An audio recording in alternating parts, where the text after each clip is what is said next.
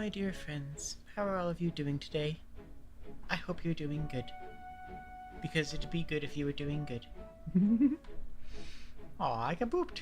How dare you. I don't actually mind being booped. I am feeling a lot better.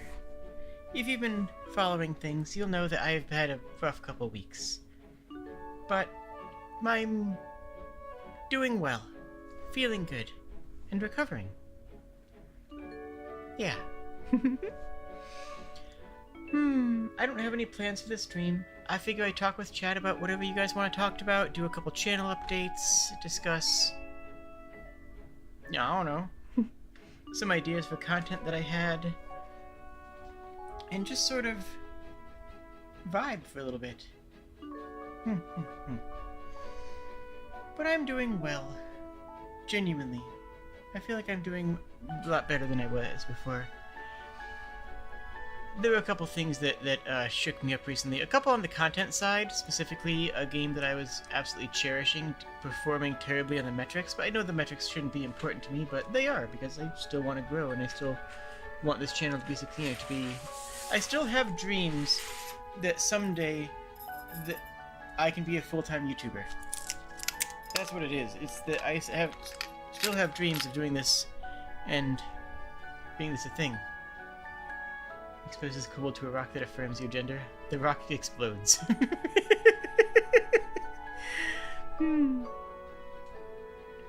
But yeah, Sunday I am going to basically lock myself in my computer room and work on TikToks and edited I have a video essay that I have partially scripted out that I want to work more on.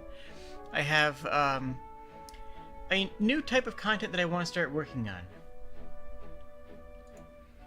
I want to do more uploaded content.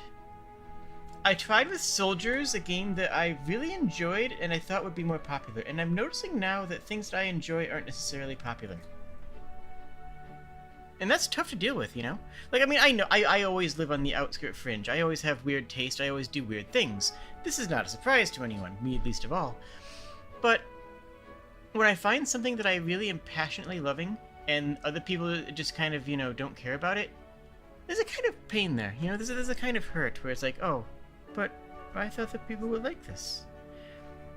And, well, I mean, I can't let that stop me, but it does stagger me, shall we say. Does that make sense? So, Sea of Stars being a phenomenal game, I would highly recommend people watch the VODs of that if you are interested in it. And I'm going to be starting The Lies of P in the very near future as uploaded content, as content that I am going to be recording, either editing myself or sending to an editor to clean up, and then uploading in half-an-hour or 40-minute segments in lieu of live streams.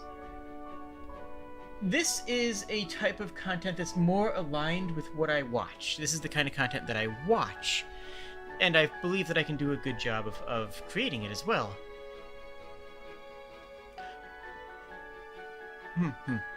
It is harder to do, obviously. Making a half-hour episode is going to take as long as doing a 2-hour stream, and you only get half an hour worth of content out of it. But at the end of the day, ideally, that content will be better content. It'll be more interesting, it'll be more polished, it'll be more refined. It'll be better, maybe. I hope. I don't know. But if it is, then hooray.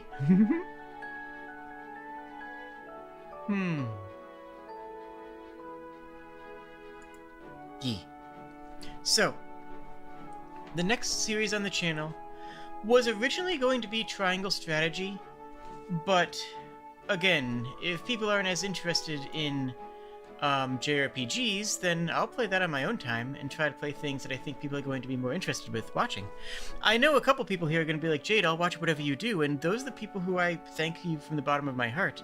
And other people here will be like, I'll watch whatever I enjoy, whatever seems like it's going to be good, and I totally respect that, 100%. And other people here are going to be like, I'm only going to watch what I think is going to be the best, the best of what you do, in which case, valid. So, trying to find that balance is my current goal. Why didn't that loop? That's supposed to loop. That that's a looping song. It needs to loop. Okay, cool. Live Speech should bring in some new people because it's trendy. It should, and I hope so. But yeah, I also think it's going to be good because things like Elden Ring and the Dark Souls playthroughs have been doing well on the channel, so it's safe to say that people like that. I've always had a soft spot for indie JRPGs. Anything from the new Sea of Stars to the more classic ones as well. And I think I lost a lot of people's interest in me doing JRPGs when I just kind of slammed Earthbound. That game was not for me. I'm so sorry. Please forgive me. But I think that got a lot of people to walk away from my channel, which is tragic, but I stand by my opinions, as hot take as they were. But Lies of P should be good, and because it is a Souls-like, I can edit out repetitive content. If I screw things up and have to fight several times over, then I can simply not. I can simply say, hey, don't worry about that. And just edit out the parts that aren't interesting to watch. It should be better for you. It should be better just for everyone. I'll be proud of making something like that. Thoughts on Shadow Hearts? What is Shadow Hearts series? I am unfamiliar.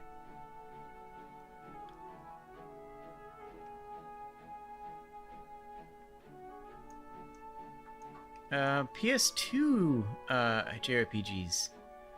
I have no opinion on these. Most of my background is more either on PC or on Super Nintendo.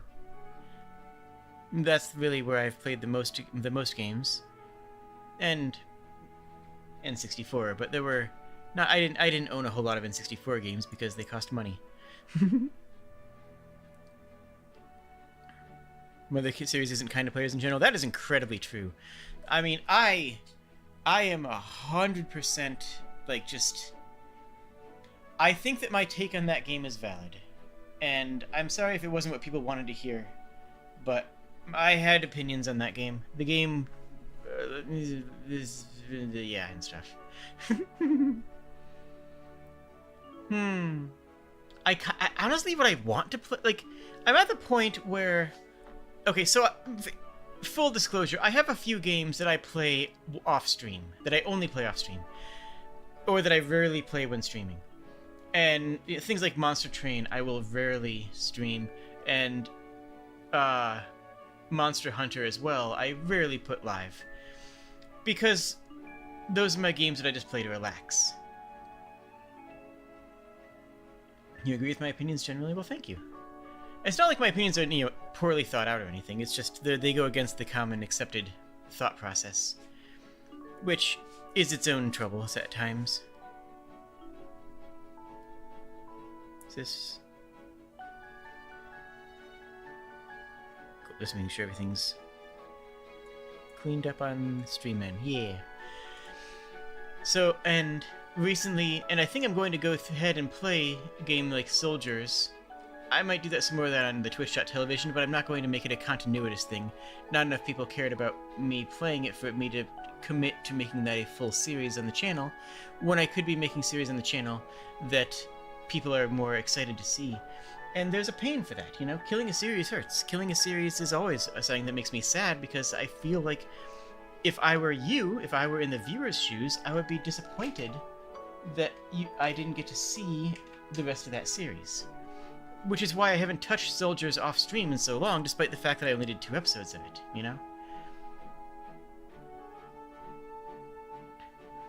Oh, the waterfall? Yeah, the waterfall was dumb. Luckily, at that point, I had somebody who actually really enjoyed Earthbound in voice call helping me out with stuff, and I'm glad I did, because I would have just stopped playing. Wouldn't have been like, I just wouldn't have progressed tragically.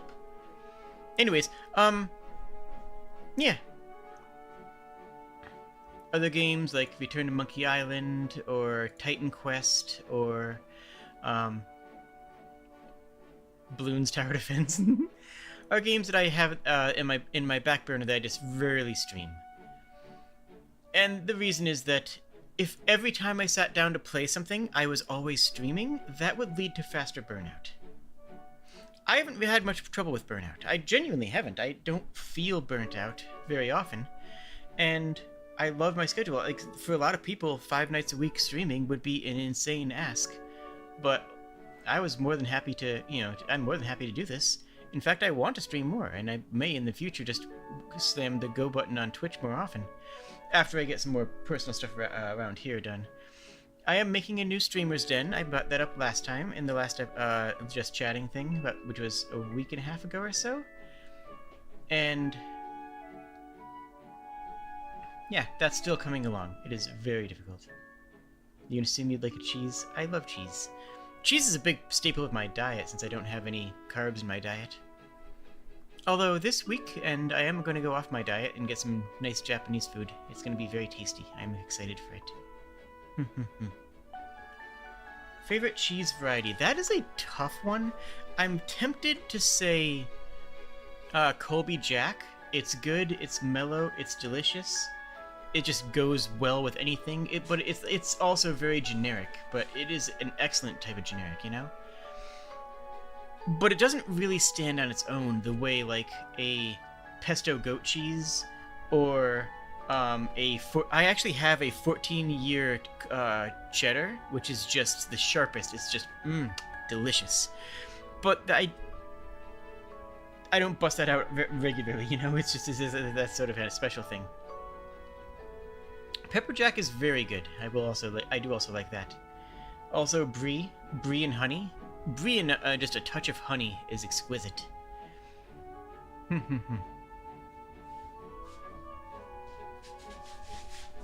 I will have to try some aged Swiss, because Swiss is already very sharp, and I don't know how much the aging is really going to change it. But I haven't really had it so I should try it. Oh, so yes, aside from getting back on the TikTok train, which I'm going to be doing on this Sunday, I'm also going to try to do the uploaded videos, and I'm going to start working on video essays, because I enjoy video essayists. I enjoy video essays, I enjoy people who make them. I believe I have a good grasp on, well, making them, just because I can do the, the scripting and the editing and the storyboarding. I think I can make an entertaining one. I know how, and I hope that I'm good at it. But that's going to be a big thing, is when that video comes out. It's the video about Titanfall 2. If you remember, I played Titanfall 2, and I gave myself a challenge run of trying to play the entire game without using BT, something that the game did not reflect very kindly on. The game was, in fact, very irate at me for trying this. To the point where in the later levels, if you don't go in the mech when you're supposed to, the game denies you checkpoints. The game, at one point, quite literally straight up gives you a kill field if you don't activate a robot. It just straight up says, no, get in the robot, or we are killing you with no reason. We are straight up damage field killing you. And that was just brutal. I can make a good video edit essay about that that'll be entertaining. I genuinely think so.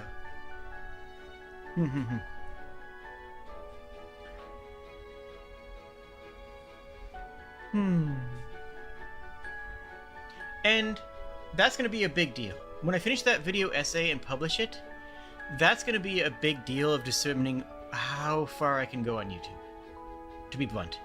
If it does really well, then I will make more of it. If it flops, I'm not going to break myself making content that people aren't going to watch, Like, if people don't, if it doesn't do well, then I'm not going to make more of it. It's as easy as that. But I'm absolutely going to make it. Hello, friend.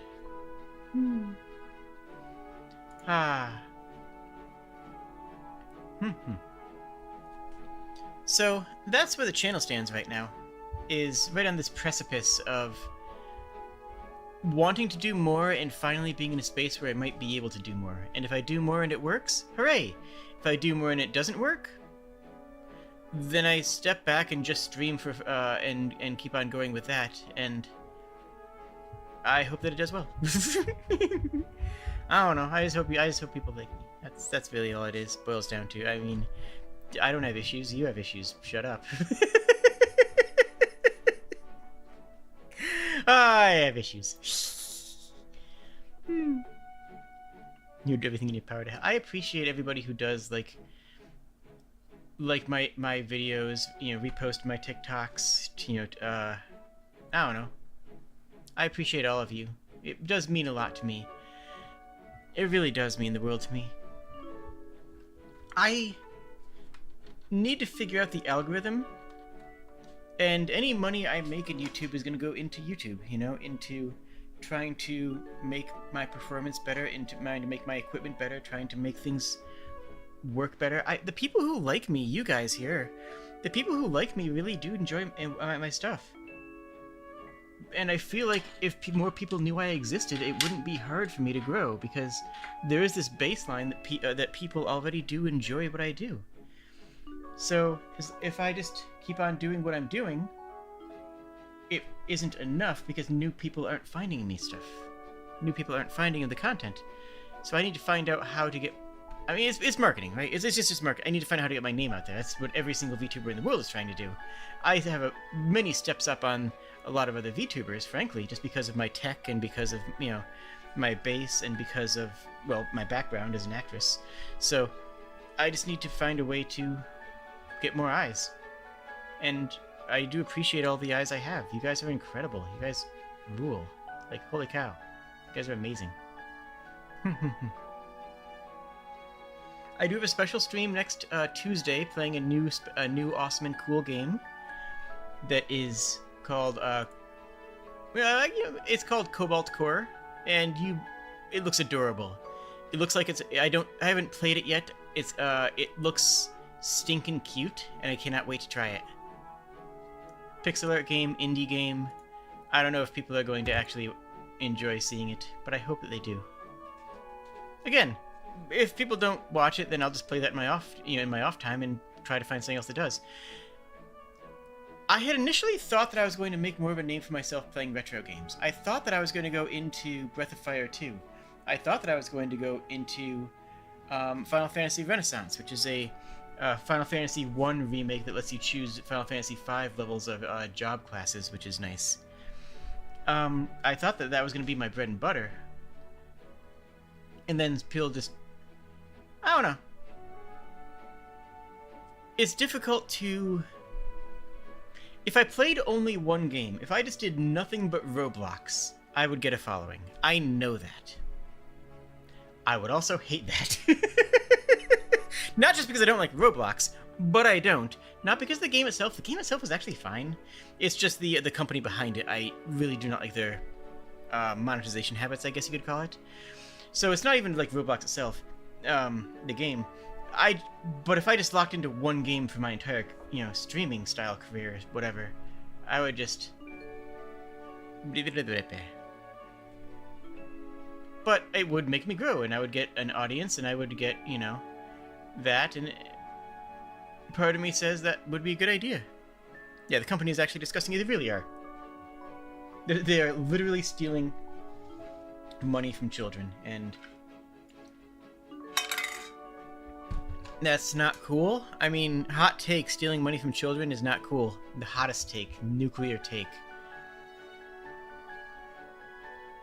I say stealing, but you could argue that it's just capitalism, but you could also say, no, it's not capitalism, because that would imply some sort of workers' rights. Anyways, the scandal behind Lady Decade in the retro gaming community. Legal matter? I have no idea what that's on about. I might have to find out more about that. I haven't really had a lot of drama. Frankly, I am fairly immune to a lot of drama. I just don't make drama. I just kind of, I don't know. I can't think of anything major that, like, the last big drama we had was when we had that one guy who was trying to scam me, constantly showing up in chat every couple days, right? That was rough. I just ignored him, and eventually he did go away, so there's that.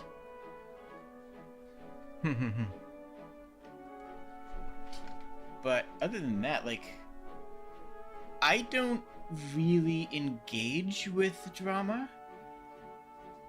And I know that would increase my reputation if I did, right? If I came out as being extremely pro-AI or extremely anti-AI.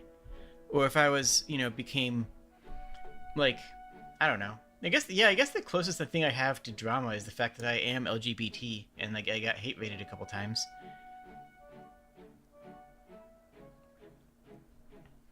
I think they mean the one that, during the Koga fight that I actually got demonetized after. That was annoying. That actually really crushed my spirits for a while. Getting my YouTube demonetized unfairly.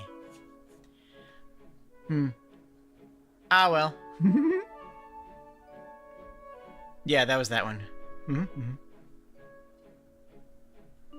That was, so... I forget who it was. It was someone... I think it was someone in Niji Sanji. I don't remember whom it was. But they were getting hate-rated, and they were just like... They just picked 5 different people who were regulars in chat, like, you, and you. You're mods now, clean this up. And it was just like, they just cracked their knuckles and were like, alright, let's go. And just... That's kind of what I ended up doing, you know, with you, Risky. It's like, you know, Risky, no, you've been here watching, you're a regular, I trust you, fix it. That's exactly how it went, wasn't it? And, yeah. It is definitely, everybody who I've modded out of a sign of trust. Truly. My mods are incredible. And I don't mod people lightly, you know, I don't just throw mods around to people who I don't think, you know, deserve it and have earned it. Doom music intensifying. Yeah, same for Getty in an earlier raid. Which, I mean, hey. Y'all leave good impressions on me. The raid was a little pathetic. I mean... No. No, it was not. Credit where it's due, they got my channel demonetized for 3 months. No, that was not a pathetic raid. It was a weak-willed raid that was done in a very pathetic manner. However, it was also incredibly effective. So, no, you have to acknowledge that it was an effective raid. I hate to say it, but... They did get my channel. I got it back, but they did get me. So, you know, there's that. And that did hurt my money for, actually. Like, the past... Like, YouTube doesn't make me a lot of money, but those 3 months were actually kind of rough because... Well, I pay an extra, like, $30 a month for fast enough internet service that I can stream seamlessly. I spend, you know... I've spent a lot of money on equipment. And, like, yeah. YouTube pays for YouTube at this point. I look forward to YouTube being able to pay for more than that, but all money I make on YouTube goes into YouTube for now, and if I don't have that, then I just do it out of pocket. But it's okay. I'm not going to lose the house. I can handle property taxes. It's going to be okay. Yeah, I'm not going to get into that, though, but, yeah, things were scary for a little bit there. But now I have 2 new cats. Yeah, I got another one, by the way. So, hear me out. Here's the thing. Hear me out. So, I got a cat. Going into the shelter, there were 2 cats that plays well with dogs. And that's a core thing. Like, that's necessary because Tara is a very good girl who deserves all the pets and hugs in the world. But sometimes you need cat energy, you know? Sometimes, like, you want a kitty. And I get lonely once in a while. So, cat. So we got Pippin. Pippin is a tuxedo cat who is very cute and very friendly and plays well with Tara. So Tara and I got Pippin. We got Pippin. And then I felt bad because when leaving, they were like, oh,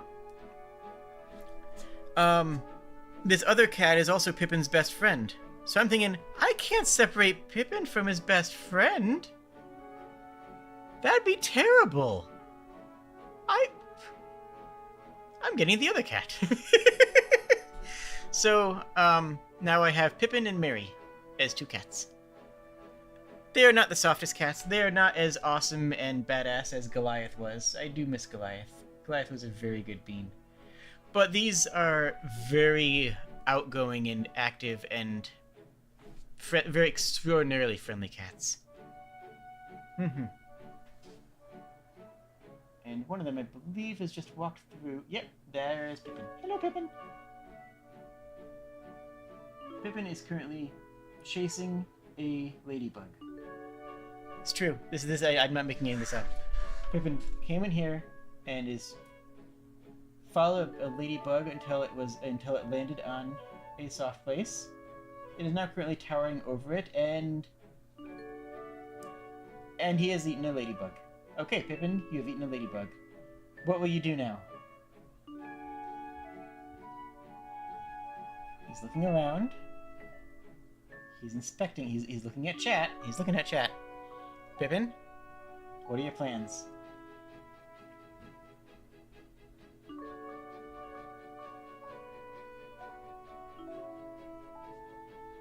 Pippin has jumped up onto the TV console. Oh, there's some towels that I left there after I had gone out to the hot springs. And Pippin is currently curling up. This is play-by-play Pippin energy. This is play-by-play Cat Hunter. Now Pippin is currently sitting on top of a small stack of towels that I forgot to put away.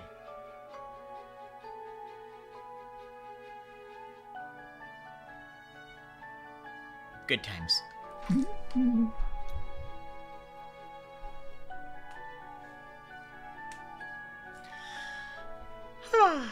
Hi. Is that the type of intense content that everyone desires? Cat play-by-plays. What a good kitty.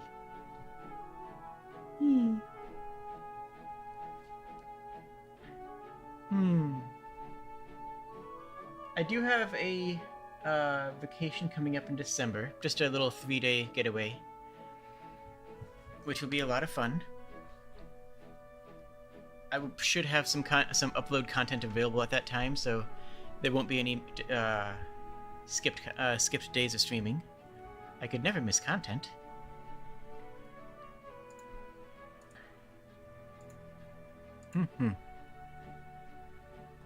I've also met a new friend who I will probably be doing some streams with in the near future. One second here.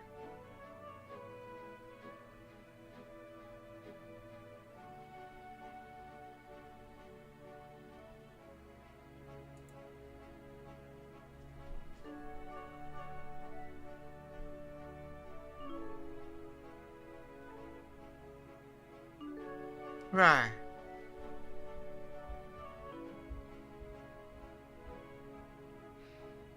Any questions or thoughts or concerns? I don't know. What is it that you guys desire? What is your darkest desire?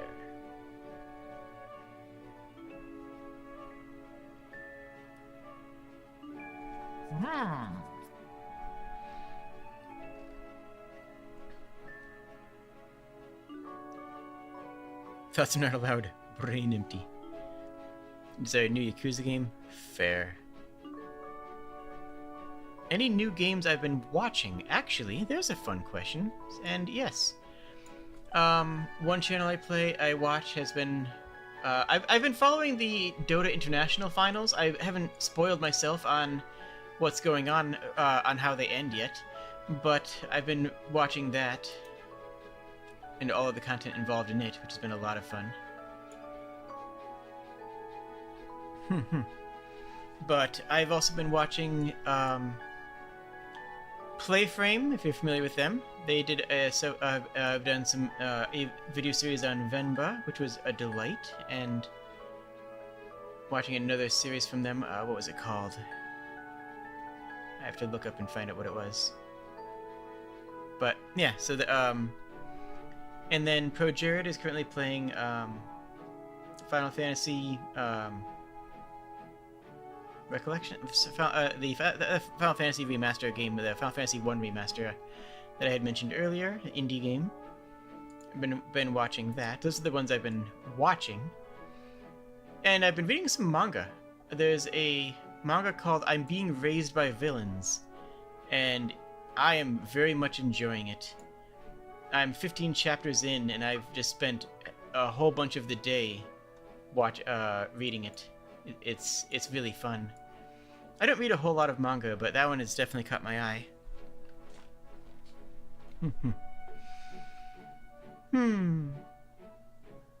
As far as new games that I'm watching to play, Cobalt Core, I'm really excited for. Soldiers, I'm just excited to play at this point. You know, like even if that I don't end up making content with it, I'm just excited to sit down and play it. I don't know. I think I might just hop on Twitch more often with that, but it probably won't be a continuity thing. Like, if you want to see every single episode, you'll have to move in with me, and I don't recommend that. It's very weird. I am a crazy cat lady, and there's like a dog here, so like probably not the most efficient method of watching my streams. You know, I mean, no one who lives here watches my streams anyways, so like it wouldn't actually make it work out anyways. You know, but Soldiers is something that I will be playing more of, that I've been really enjoying. And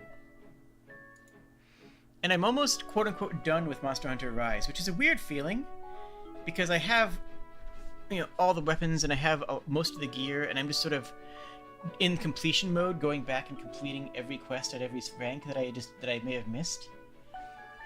And yeah, it's weird to be at the end of a Monster Hunter game, and I'm looking forward to the next one, because the cycle of growth and getting gear and advancing in Monster Hunter is so much fun that I just like... I don't know. It's weird to say that I'm almost done with it. It's weird to say that I'm well over Master Rank 100 and I'm close to just completing everything that the game has to offer. I think I only have 2 more bosses that I haven't beaten in the entire game. What do you get when you cross a rhetorical question and a joke?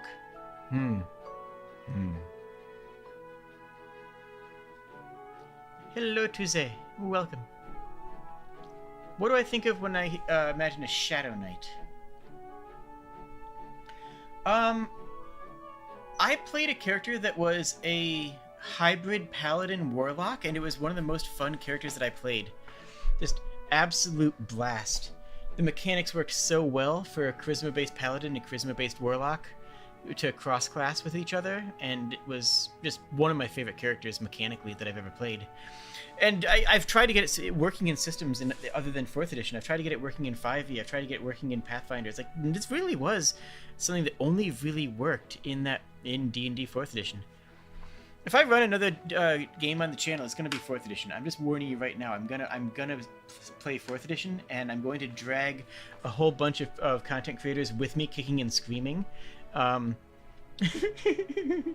There will be people playing 4th edition, and I will be cackling.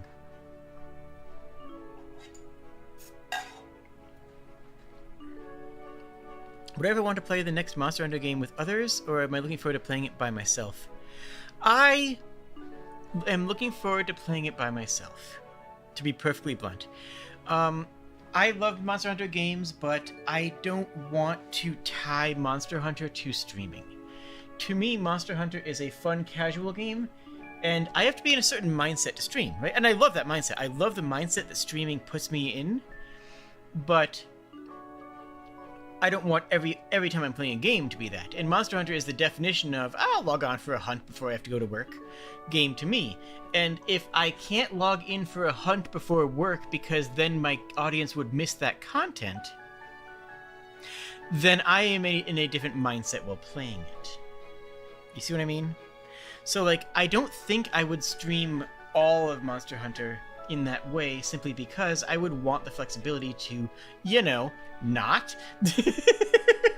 And I wouldn't want you guys to miss anything. Like, I genuinely would feel guilty if I was doing that, and then I do an episode or a content or some hunt, and people weren't there. So the best I can say for that is that a lot of my Monster Hunter gameplay has been in the Discord channel.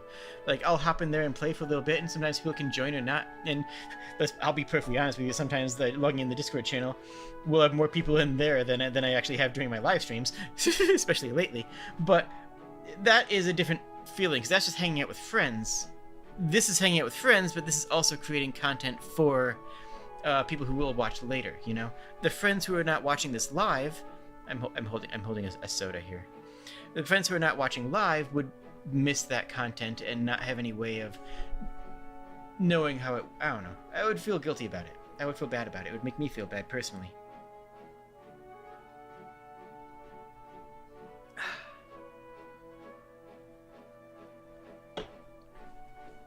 Because to me, the content that I make for YouTube is kind of sacred. It sounds weird. It sounds dumb, and I don't care if it sounds dumb because that's how I feel. And I'm just being genuine with you. The content that I make for YouTube is kind of sacred in the sense that this is content that I am pouring my heart into, that I am showing my raw self to, that I'm giving my raw emotions to. That's why it's good. Because that is special to me, and and it is special to other people as well. And there's something beautiful in that. Hello, Linen. So yeah, exactly. There's 4 me game and there's 4 stream games, and Monster Hunter is a 4 me game because I need to have some games that I can pick up and put down, and so I don't get burnt out. And Monster Hunter is on that list. I will probably be playing Baldur's Gate in this sometime in the near future, but that also I won't stream for similar reasons, right? Because that's a game that I'm going to want to be able to just play around with and at my own pace, as opposed to thinking about the pace of the stream, as opposed to actively thinking about how long has it been since I've, had a good gag or a bit. How long, is my list of bits that are going through my head as I'm playing this that I can use to entertain chat? What commentary should I add that's going to be interesting and engaging? And I adore doing that. But I also don't do that for everything.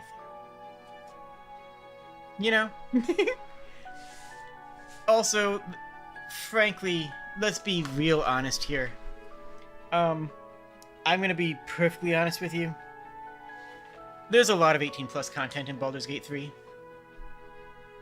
There's a lot of 18+ content in Baldur's Gate 3, and I don't want to stream that. And I have actually had people say, but Jade, you could just turn off the 18+ content. It's like, I could do that. I am not going to. Yeah, I could do that, though. Yes, you are correct. I could do that and make it stream safe. Yes. That would be an option.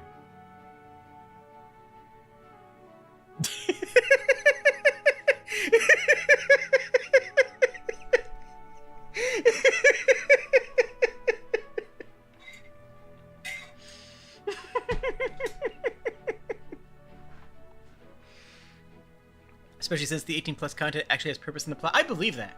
I'm still unspoiled on anything, and anybody who spoils anything in Baldur's Gate 3 is getting banned instantly, just a heads up.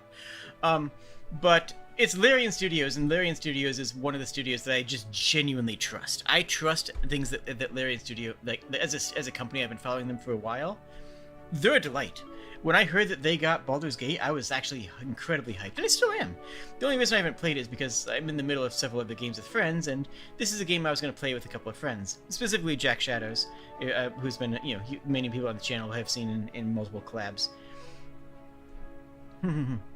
And possibly Polearm Guy, who many of you who you've also been seeing in the D&D games.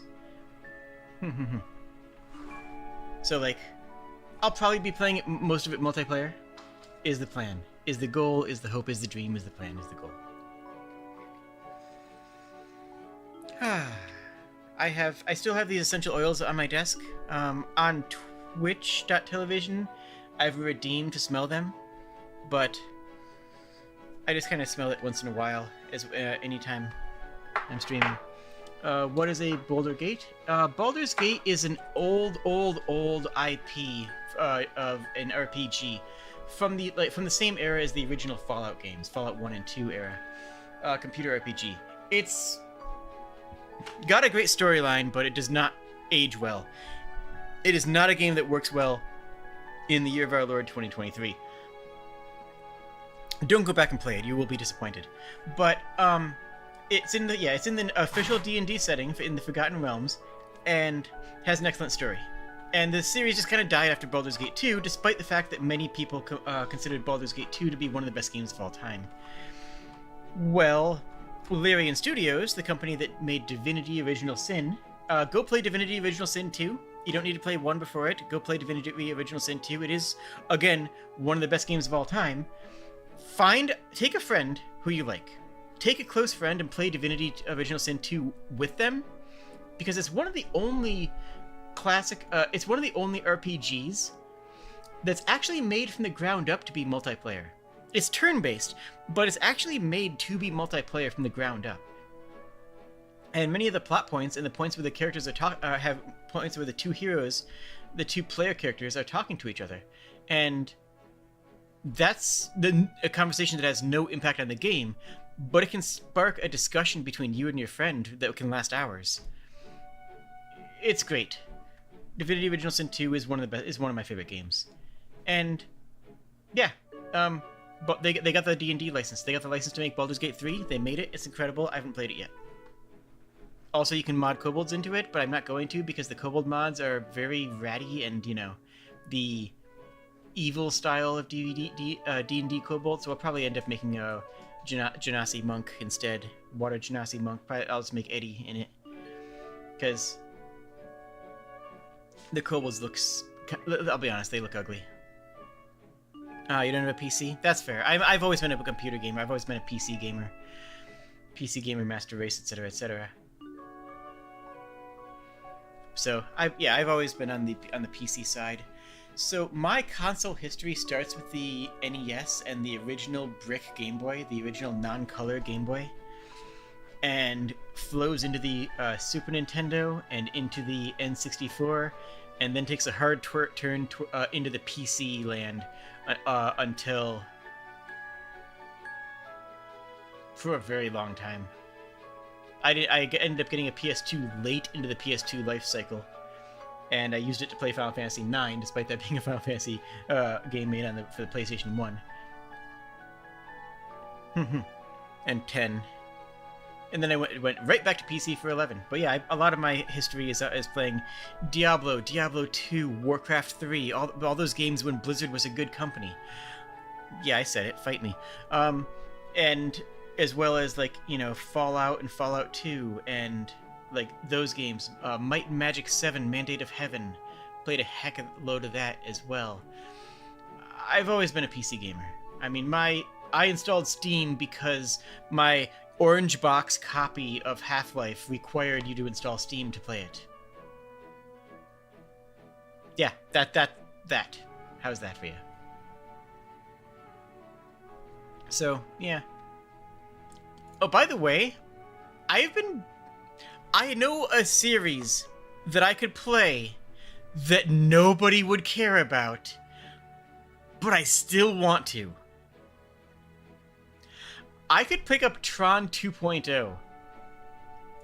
Tron 2.0, a Tron game made in 2003 that I will die on this hill. It is a good game. It is unironically a really fun game that had, at least for its era, really solid gameplay. The game is old as you, yeah. How old is my Steam account? I'd have to check. I don't know how to check that. I'm not actually on the same Steam account right now. I made a new one for when I started streaming. So, and then just did the family share link to my old Steam account, which I haven't logged into in ages. But it's because I wanted to keep that my stream stuff separate. So I actually have no idea. But I installed it when the orange box came out. So that was The Orange Box, Half-Life 2, Episode 2, Team Fortress 2, and introducing Portal. Oh wait, that was 2007? No, I think. When did Steam start? When would?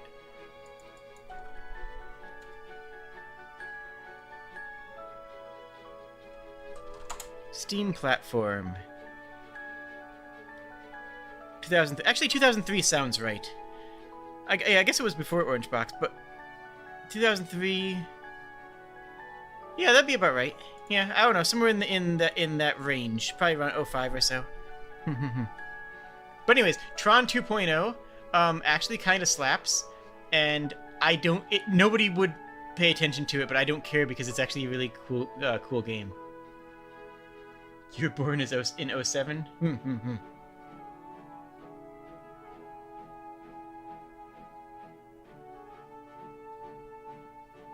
A lot of brewers complain about the trying to fix in D&D 5e that made healing not suck. 4th edition already did that! Healing was awesome in 4th edition! Look, okay, no, hold on, I'm doing this now. We're doing this. I'm taking you on this journey. Ready? Too bad. Okay.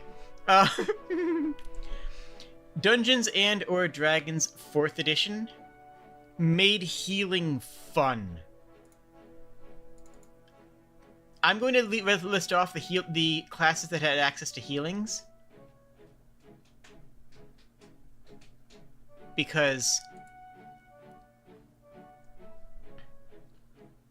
3.5 healing was insane. How so? Because it wasn't engaging. It wasn't fun. That was the problem. Is that healing in 3.5 was just dumping hit points into people. In 4th edition, you had stuff like heal someone, and you had things that were like damage one enemy and heal an ally for that amount. You had like the entire concept of the healing surge was brought back in 5th edition, and which I approve of. But like, you had classes that could give extra combat mobility. The Bard was a healer. Bard was a healer in 4th edition. In the same way that Vicious Mock, I've already lost several viewers by bringing up 4th edition. I will burn this to the ground. I do not care. Bard was a healer. In the same way that Vicious Mockery can damage, Bard's Inspiring Word... Was it Inspiring Word? Hold on, I gotta check exactly what it was.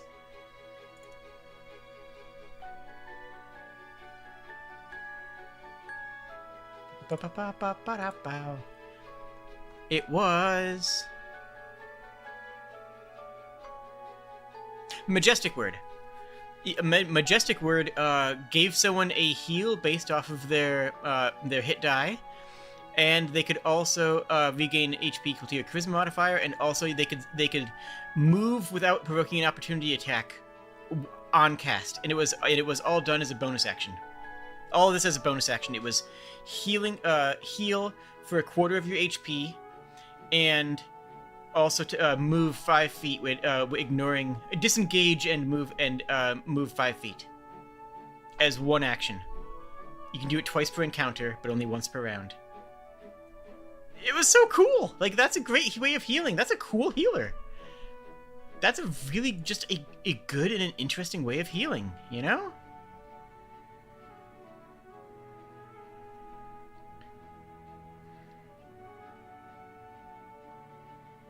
Like, and then they had other abilities that were good buffs. Cleric was of course, the heal bot, but they could do things other than healing. They got several other options as well, but a healing word was good. Rune Priest, I believe that was the other healer, right? Yeah, Rune Priest was a healer. Rune Priest could make runes of mending that you could use to heal allies with. It was just. But then, if you use the Rune Priest and you heal an ally, they regain a quarter of their HP, healing surge, and then some additional HP, and then you and every ally within a couple squares all gain a +2 power bonus to damage rolls until the end of your next turn. Your heals buffed damage. How cool is that? How awesome is that? Your heals as a rune priest also were combat drugs, effectively, and you just went in and on a flex and just tore into enemies. So good.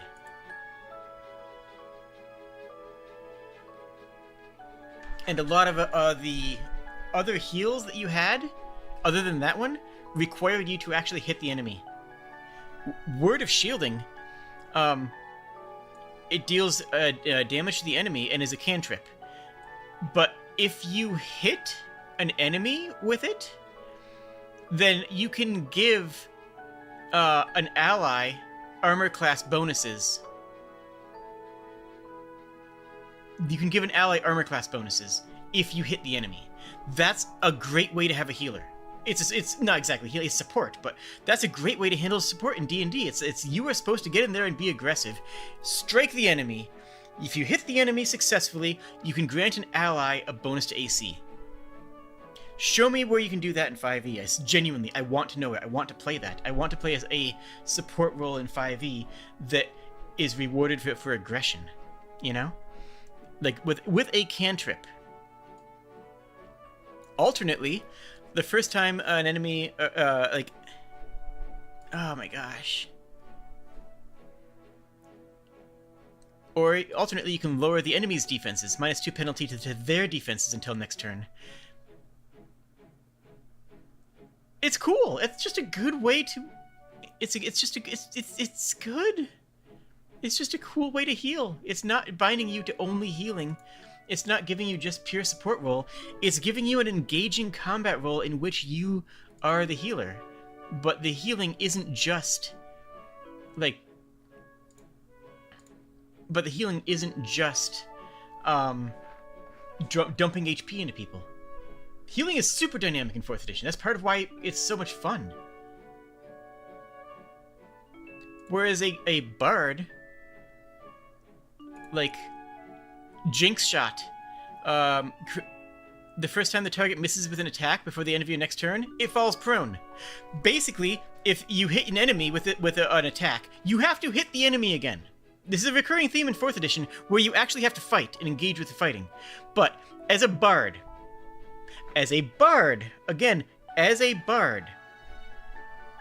you hit with your a weapon.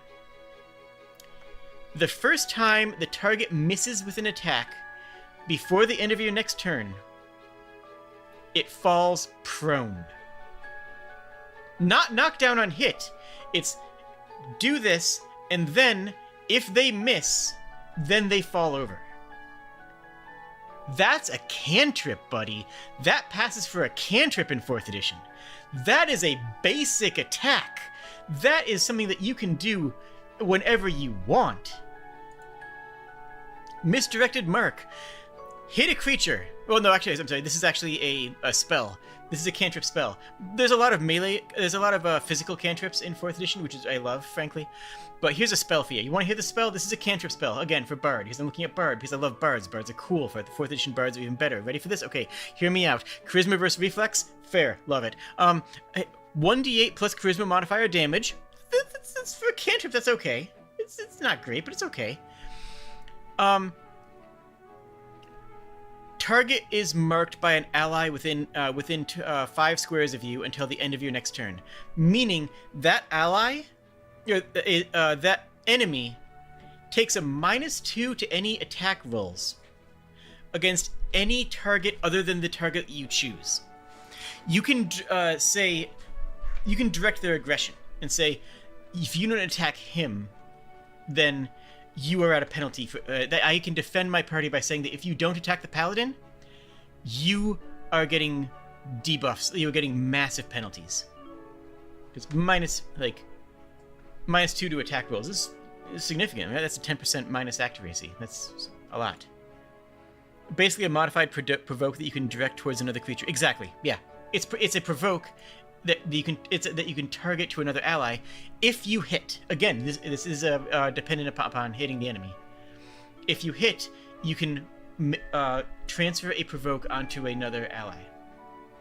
That's cool as heck! There's no world where that's not a cool ability, right? Ah!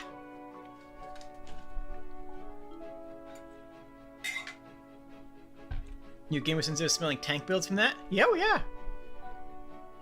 My Paladin Warlock class? Oh man, Abaddon was such a cool, fun character. My...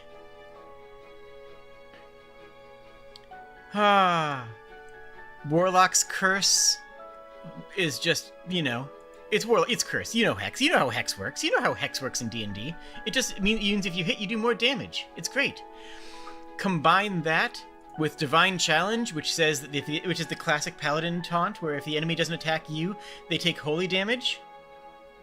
Combine that with Deadly Attention, which is a Warlock spell that says if an enemy hits you, you can, as a reaction, cast a spell against them that forces the enemy to choose.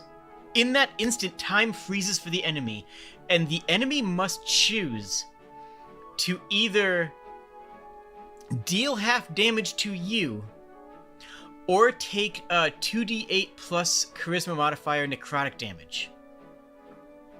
In an instant, if the enemy attacks you, time freezes and the enemy is given a devil's choice. He is given a Faustian bargain.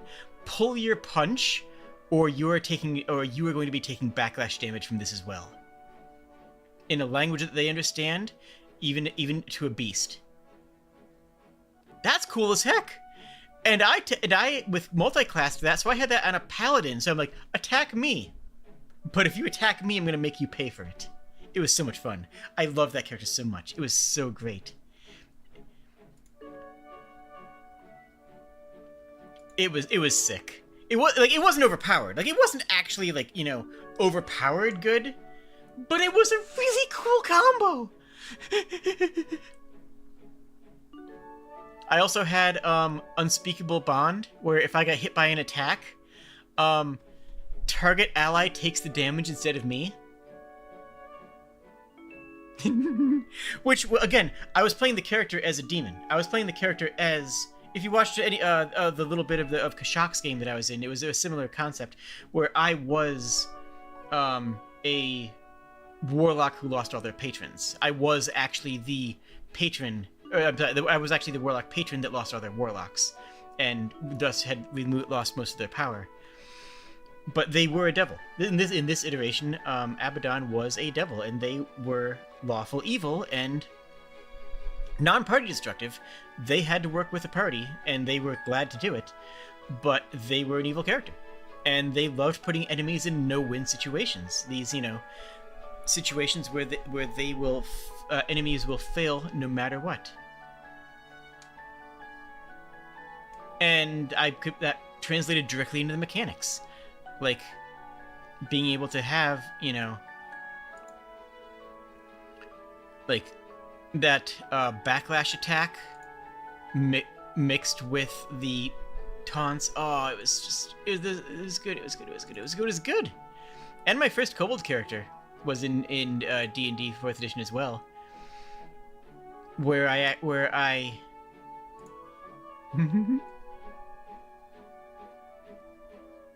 is it?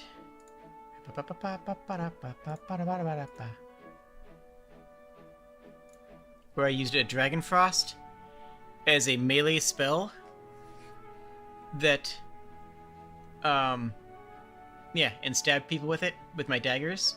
So I just cast ice on my daggers and I backstabbed people with it. It was fun. I liked it. It was good. And I got sneak attack bonus. It was basically Arcane Trickster. Before Arcane Trickster was a thing, this was an Arcane Trickster build.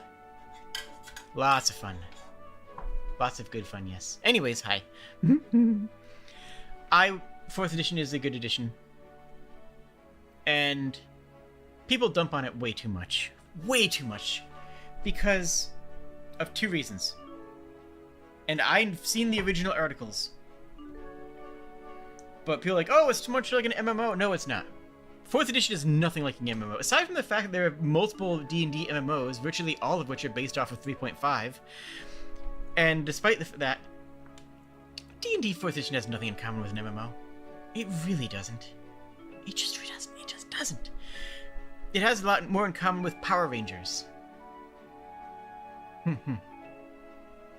It's a cinematic thing. It has more in common with Power Rangers, where you can only form blazing a sword once per episode.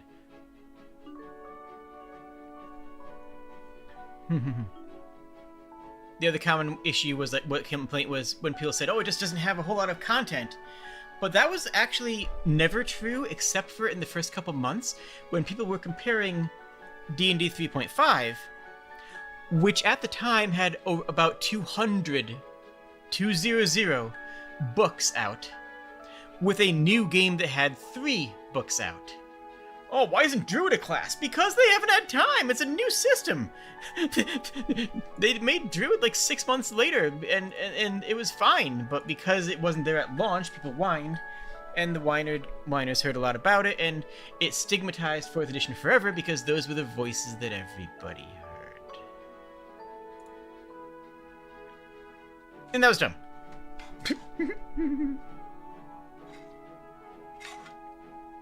I'll run a 4th edition game, but the honest thing was, like, I would rather play it, frankly. 3.5 was the era of official homebrew. Yeah, it was. That's true. I mean, 3.5 had a ridiculous amount of homebrew. It's true. No denying that. Plus the actual power creep. And Book of the Nine Swords was the best book in 3.5.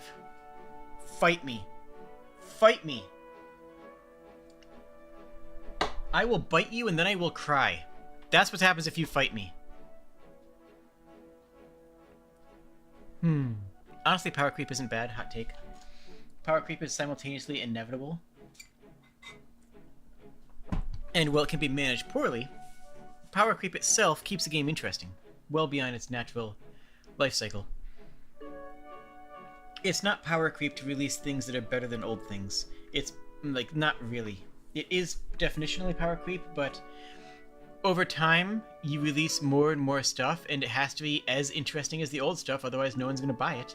Therefore, you have to make it a little bit better, or at least a little bit more niche, or a little bit more specific, and specific things are always stronger than non-specific things. So, inevitably, you have more things coming out that are better than the old ones, which means you either have to update the old ones, or they get left out behind. And power creep, it happens in any long-term game.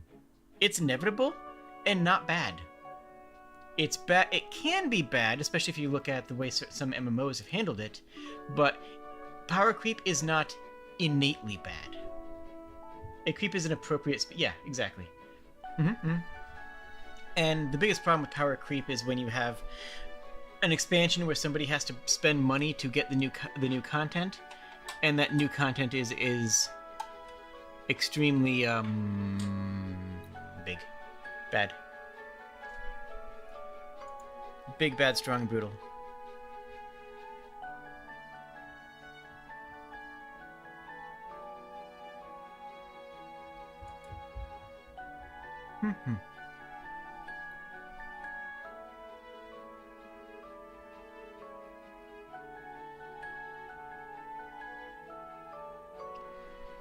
Increasing pool of feet traps, trap feats.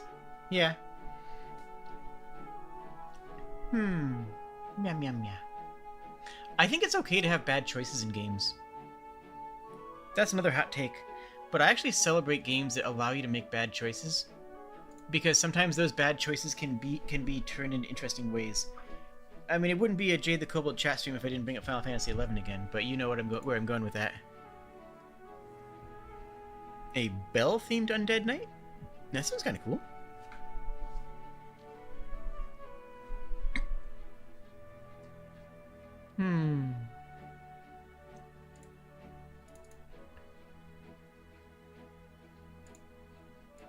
I still have the 4th edition character creator, and it's very good. 3.5 was an example of mishandled power creep because it was apparent from the 7th published non-core book. Yeah, it was... yeah, it's fair. Yeah, what if I play a game? I genuinely don't have any plans. Hello. Let me... I don't know, I'm just vibing. I could fire up, like, Monster Train or something while we're talking.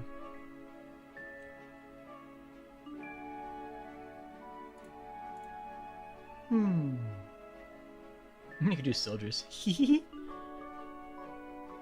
I don't know. What do you guys want to do? What do you guys desire? What would make you happy? What would make you click the like button?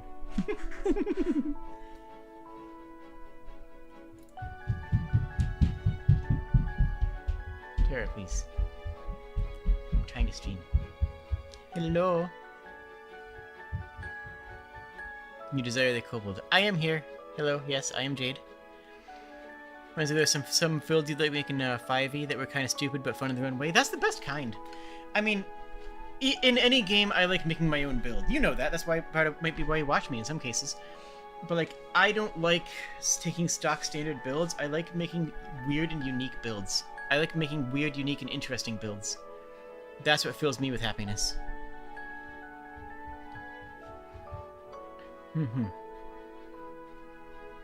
I like things that are interesting. Hot take alert.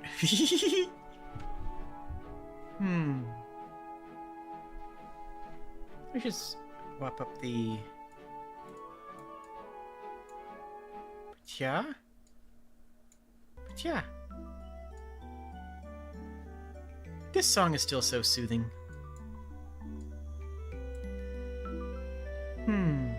Relaxing. So, yeah.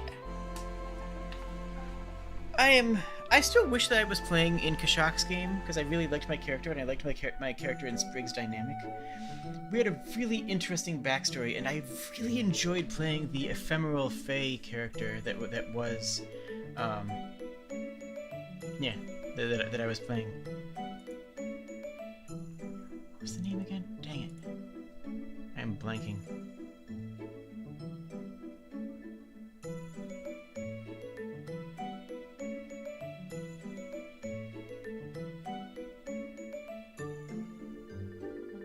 Where's my character sheet? I can't find it. Oh well, whatever. Whatever happened to Kashak's game? It perished. Kashak stopped doing anything for a couple months, and then the game just kind of died in the process. I believe that Kashak had some personal issues, Kashak being the DM, and that's fair, but he wasn't in a mindset to be able to run it. Which... it was what it was, you know?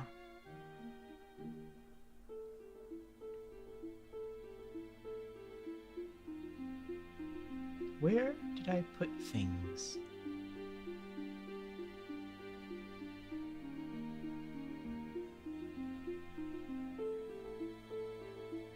I have no idea where I put the thing.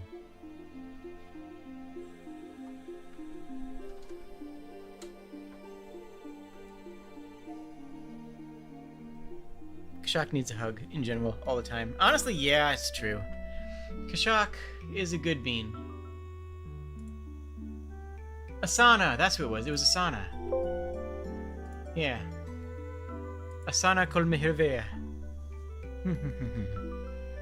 That was just a really fun character.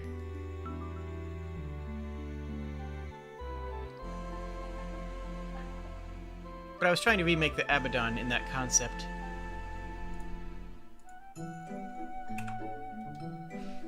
The idea of the character that we're attacking them, where they had that duality. The spellcaster tank, where attacking them would hurt the enemy more. That was the same idea that I tried to make in 5th edition, and it just did not work well in 5th edition. Which was a shame. I mean, it worked fine, but like... I was massively nerfed for taking the tools that I needed to make it work. I had to jump through hoops, whereas in 4th edition I could just tip my hat and say, this does what I wanted to do. Could work with some reskins? Yeah, we were doing, it was Artificer 3 for the ability to lightning punch or whatever it was to force an enemy's attention onto me. Make him take his disadvantage on any attacks that weren't targeting me. and then everything else was Warlock, with some of Warlock's counters, that do damage to enemies who attack you. But it wasn't. It was jank. It wasn't the real. I'm going to pulverize the. I'm going to actually make a real coherent build that worked in 4th edition. Because 4th edition actually, like, mechanically, I could do everything off of charisma. I was more consistent. Whereas in 5th edition, I had to do a whole bunch of hoops. I had to jump through a bunch of hoops to get the concept to work, and then it worked only insofar as the GM was willing to allow me to try to force it to work. It didn't. It was not smooth.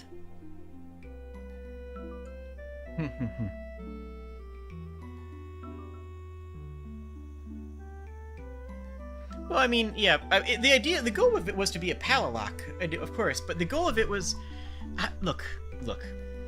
My hottest take, and the one that most people disagree with, is that if the first word out of your mouth is a character class or race, when you are describing a character, your character concept I don't think is interesting enough. If someone says, "What's your D&D character?" and you say, "Oh, they're a Water Genasi monk," then that's not enough. That's not interesting. No one cares. It's like, oh, okay, now I know what you're playing mechanically. If someone asks what your character is, I'm gonna say my character is an accountant who turned to a life of piracy, who decided that being a pirate was going to be a better lifestyle than working as an accountant. So that's how she became an adventurer. And after pillaging the high seas for a while, she said she lost the rest of a crew and had to go into hiding, and now she works as a smuggler. That is a character. Do you know what class she is? No, because it doesn't matter. That's a character. That's a personality. That's an interesting character. That's not just a pile of stats, where if I said it's a Water Genasi monk, now you have a pile of stats. What you say you're as a kobold journalist? I like that. I like the way that because, yeah, that's a good way of rolling it out. It's like they're a journalist. They're a kobold journalist who does blank and blank and blank, and that is interesting, dynamic, exciting.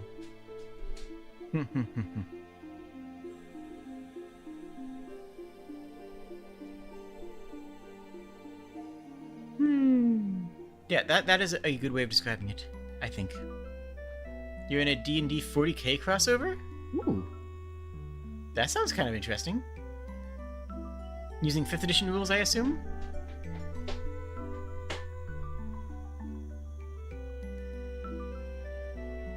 It's a who, what, where with a lore tie-in? Yeah, exactly. It's the personality, right? A character's a personality. Like, look at Chive. Do you guys remember Chive? Do you guys remember when I was playing Chive in that shirt campaign? Like, you wouldn't describe Chive as a Scion monk. That would be wrong. They are a drunkard who is trying to solve other people's problems because they can't face their own. That was Chive, not, Haragon monk with psionic ability, or fighter with psionic ability. No. That doesn't even begin to describe the important part of it.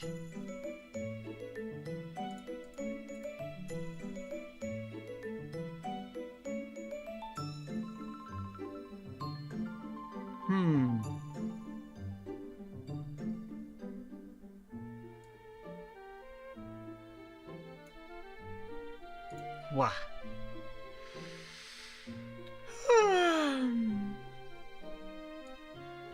What are some characters I want to play? I don't know, it really depends on the system. Problem is, I have characters I want to go back to. Like, I want to play Kautzark again. And there's a good chance that I will do that in Baldur's Gate. Do you get multiple characters in Baldur's Gate? Can you get 2 characters? Because I know that you could do that in Divinity. Because I either want to do the Water Genasi monk, or I was thinking about doing a probably not maybe tiefling. I don't know. Depends on how the character creator looks. But a arcane trickster rogue, sneak attacking with spells is very cool. Costs 100 gold and you can't do it at the start. No, that's fine.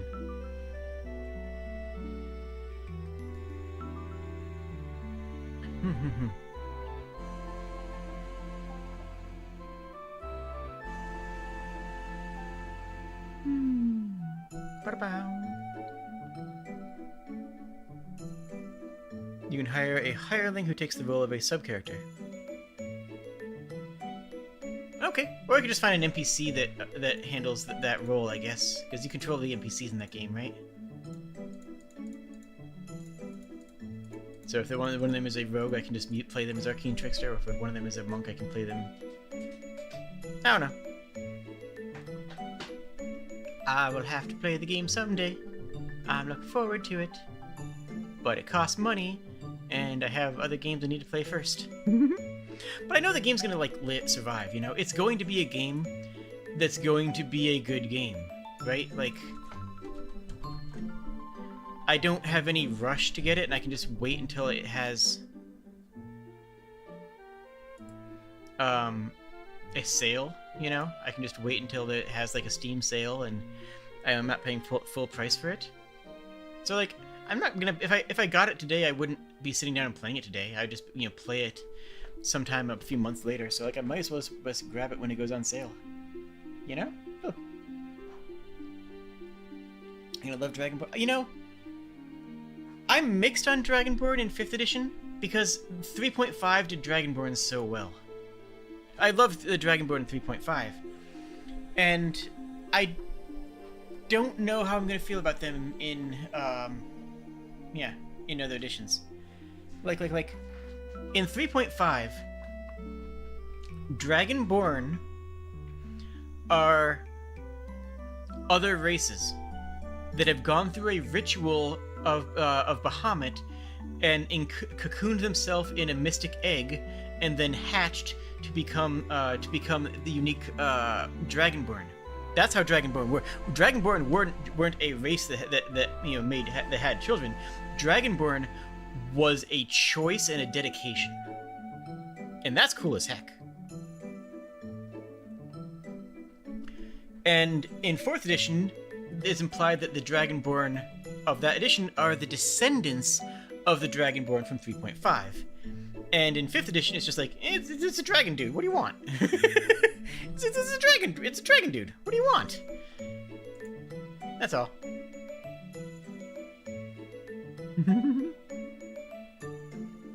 Like how Hexbloods work in 5th edition? Oh.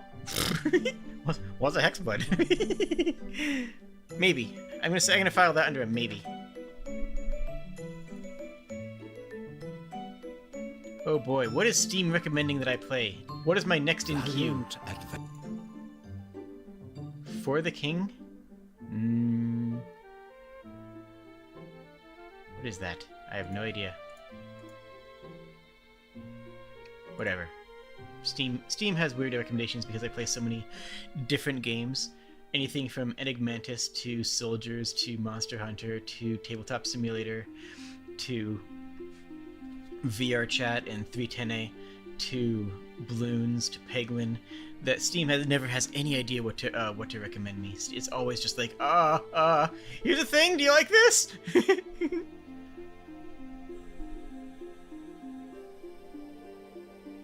You believe the reasoning by so generic in 5e is that devs wanted to give the DMs freedom? That's fair.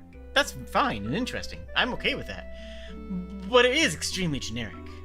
You know? Like, there's no denying that it is extremely generic in 5th edition. And I feel like, especially when you put it side by side with tieflings, or kobolds, or any beast race, obviously.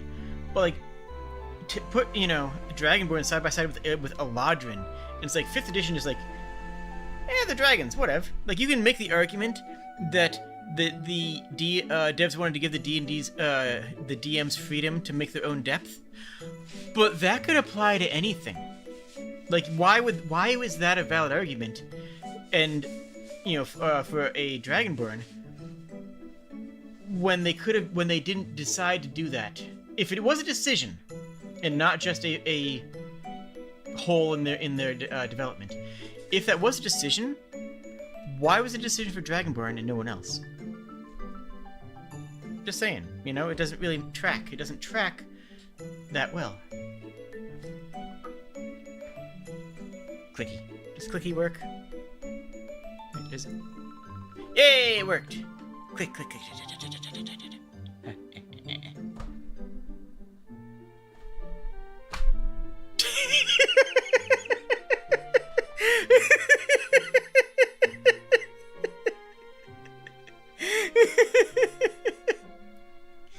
Look. Ow.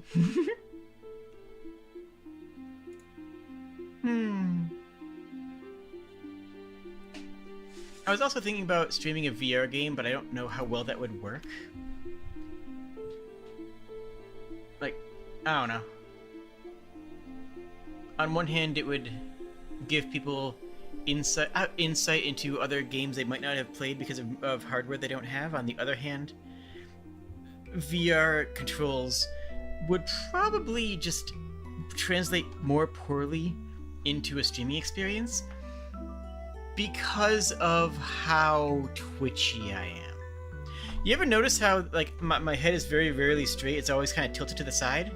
Yeah, that's not fashion. That's just how I stand. Like, this is real. This is legit. And that means that the entire camera angle is going to be like this the entire time you're watching me play. Like, it's not going to be... people will probably get sick about it. When we play Riichi Mahjong? I like the one where you match the tiles. Does that count? Is that Riichi? That's the one I want to play with you. Because you take the tiles and you match them together, and you go through the pyramid and it's fun.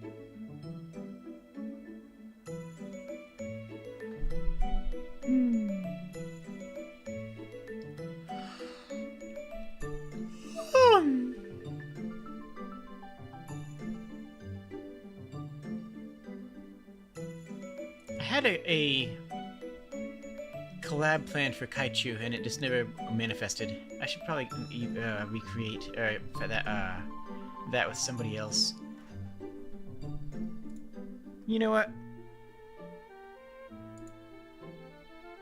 Hey, want to know how to set up collabs as a VTuber? Caps lock. Hey, wanna collab? Send. That's how you set up collabs as a VTuber.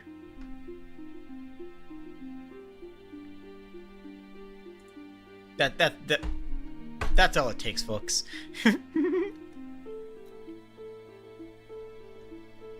I do try to find people who are similar size to me to ask for. You know, I don't want to ask people who are much bigger than me because I don't want to seem like I'm clout chasing. But I also don't want to ask people. I don't want to have. I'm fine with people who are much smaller than me, as long as they have good tech. That's actually the biggest stopping point, in my opinion, is tech. You know, people who don't know how to carry a conversation because they don't have that improv acting background, or people who don't understand, who just don't have good mics. I will stop a collab with somebody who has a bad mic. I've done it several times. Before it happens, obviously, but like, I am a stickler for that kind of professionalism, and a lot of people aren't. And it's like, that's fine. If you have a good time streaming, I'm not gonna tell you you're streaming wrong, but I'm also gonna have opinions, I guess. I don't know. Quality does matter, and I think that I try to do a good job with quality. I really do. I'm not perfect, but I try to be, and that's something.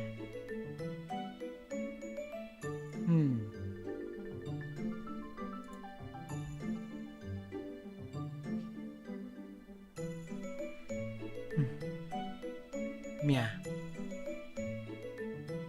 Bum bum bum bara bara bum bum bum bum bum bum bara bara bara bum bum bum. Harcotoso. Ah, è tipicanto harcotoso, da? È tipicantoso? Se beccate harcatan matasa tata caparbo, harpacate tarpo hoto. Ah, orcoto. Furina Horikotozupu. So the gotcha was with Invincible. Was it going to go to the Badagaza? Yeah? This is Virginia.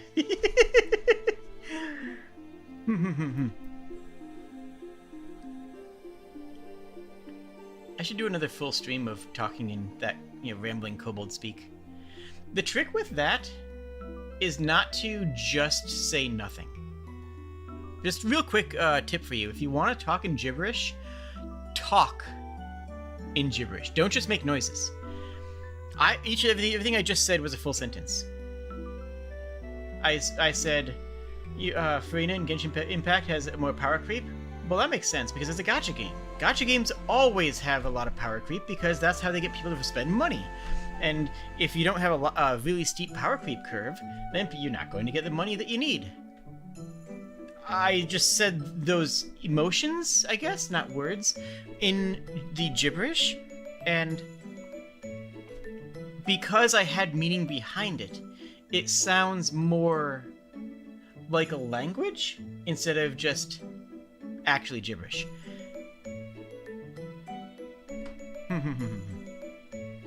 Like, I mean, don't get me wrong, just making kobold sounds is great. Just going ha-pa-pa-pa, ha-pa-pa, ha-pa-pa-pa-pa.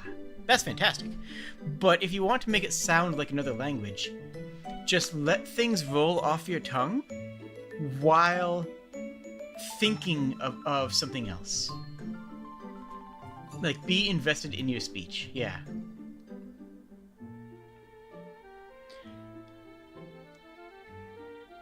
Ete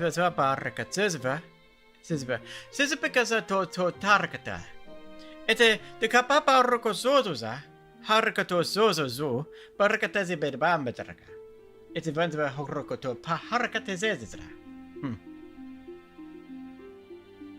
And keep the cadence like an actual sentence. Because if you're just going, hapapa, hapapa, hapapa, hapapa, hapapa, hapapa, no one's going to think you're actually talking. But if you're going, ezekabadarka, because I'm paused there as if I was thinking of a word. I paused there as if I was thinking of the right word to say. Arakapazaka tete zekabatodorukatazaba. And the cadence there is, well, this thing, but also this other thing. Even if you don't understand even the idea, even if there's no linguistic comprehension, you understand the tonality. This thing, but also this other thing. Is something that just works, even outside of the English language. That works in a lot of things. In Japanese, it might, it might sound differently. It might be. I'm still going to use gibberish instead of actually speaking, but I'm going to try and do it with a Japanese accent, I guess. Do it with a Japanese intonation. It has that, this, but also that other thing. It creates a clear flow. Yeah, it creates this genuine sounding gibberish, which is a lot more engaging to the ear. And I should do another full stream with nothing but gibberish. I really ought to. I think that would be a lot of fun. But I have done that in the past. A couple times. And people have liked it. Because at the end of the day, it's about vibes. First time I did it was playing Super Monkey Ball. I did a full 2-hour stream of nothing but gibberish. And you can go back and check the VOD, it's still there. I'm sure I could do a better job now that I have more voice acting training. It's like there's a clear flow, so it tricks your mind into thinking it's coherent thoughts. Yeah, exactly. There is a clear flow because I am thinking of a clear flow.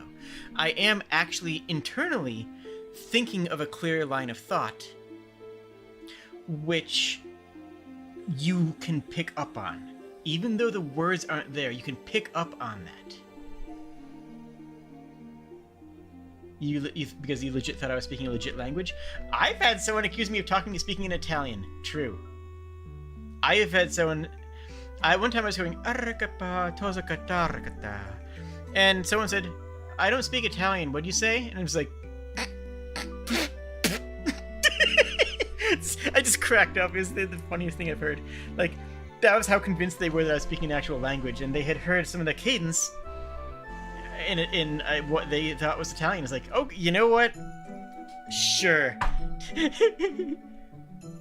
It's a bit otherworldly. That's the goal, right? The goal is to make it sound otherworldly.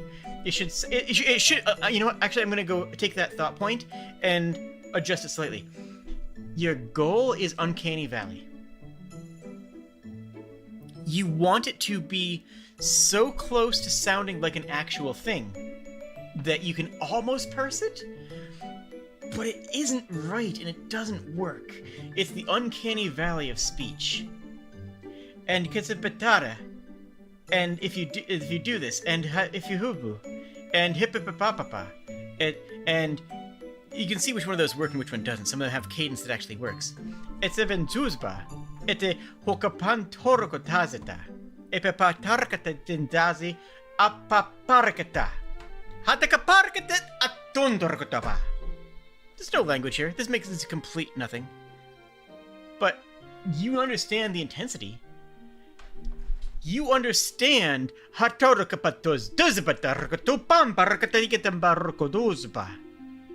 You understand that there's intensity, you understand there's passion, and you understand the cadence of a YouTuber trying to say something that is you should learn about. It sounds like a coherent thought, even though it's just noise fun. Yeah, Kobabble. Actually, I like Kobabble. That is very good. I mean, the classic would be to call it Draconic, but yeah, it's Kobabble is a really good portmanteau.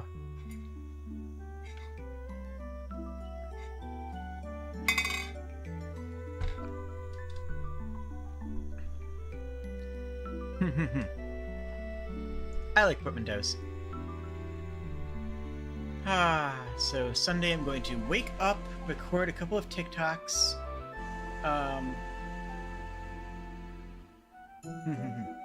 and then record a couple episodes of Lies of P, and then just crank out as much effort as I can into that video essay.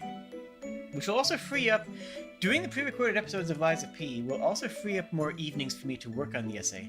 It's going to be a big project. It's going to be a massive project, but it's going to be worth it, because it's going to be good. It's just going to be good, folks, okay? Trust me.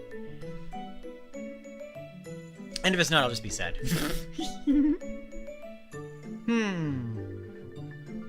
Yeah. But my goal right now is to find out both what the algorithm wants me to play, and what you guys want me to play, and what I want to play. Because I need to find that triple point. I need to find... Ignore that gesture. No, I was trying to do, like, 3 things, and then I realized that...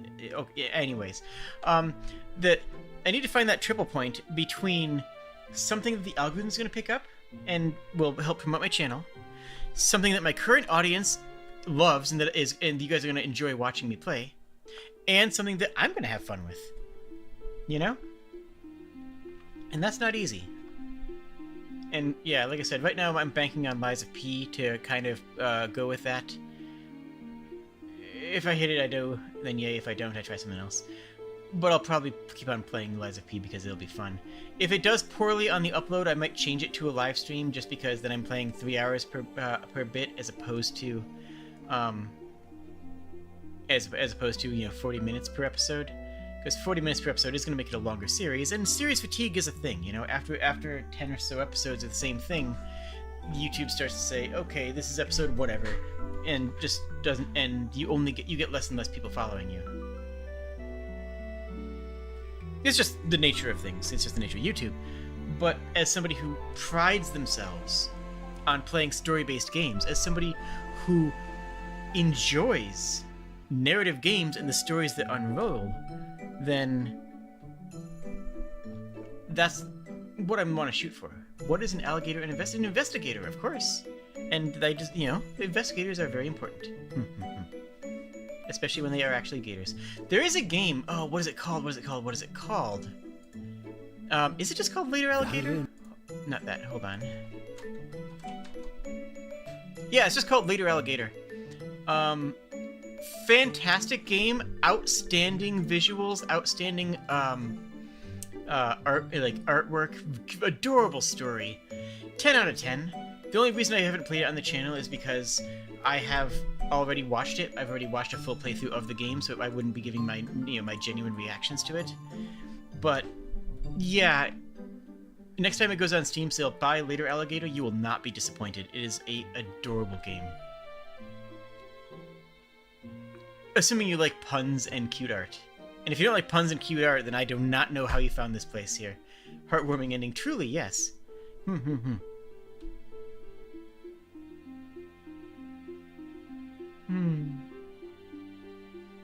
made that? Pillow Fight? Yeah.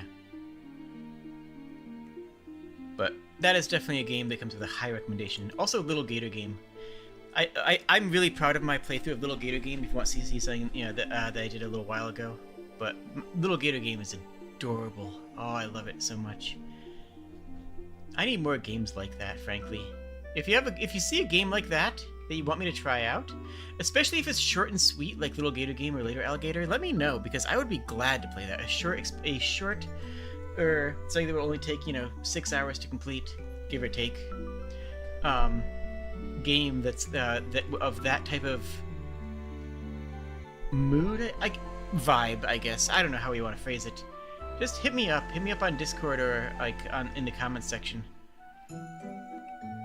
I do read all the comments. I'm not the kind of creator that doesn't read comments. I read all the comments. I respond to almost all of them, but some of them don't really have a response I can pen, Sometimes it's just like, yep, you sure said that. Those were words you typed, but it's not really something I can reply to, It's like, but I do, read all the comments. Those are definitely words that someone typed into existence.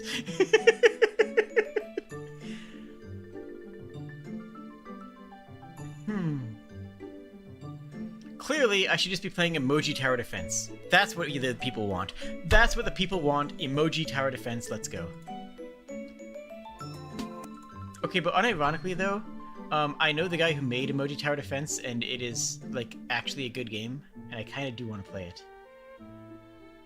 No, it's made by Kyle. It's a cool dude.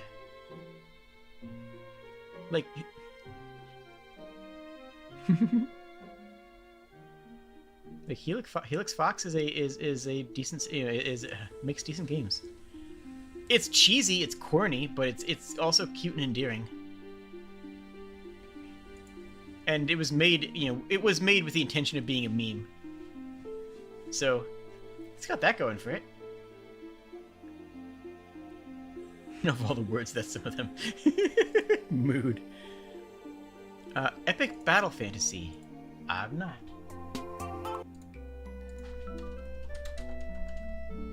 Oh, Epic Battle Fantasy 5. It goes up to 5 now. Epic Battle Fantasy 3 is free, so maybe I should check that one first. What do it be? This artwork looks like it's from a early 2000s webcomic. And I'm kind of here for it.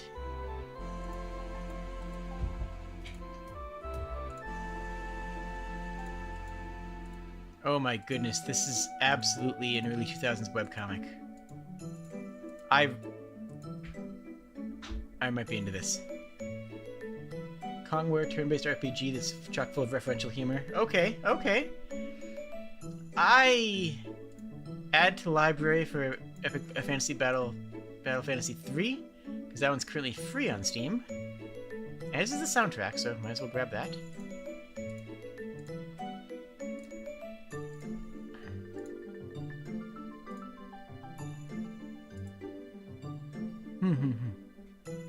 By the way,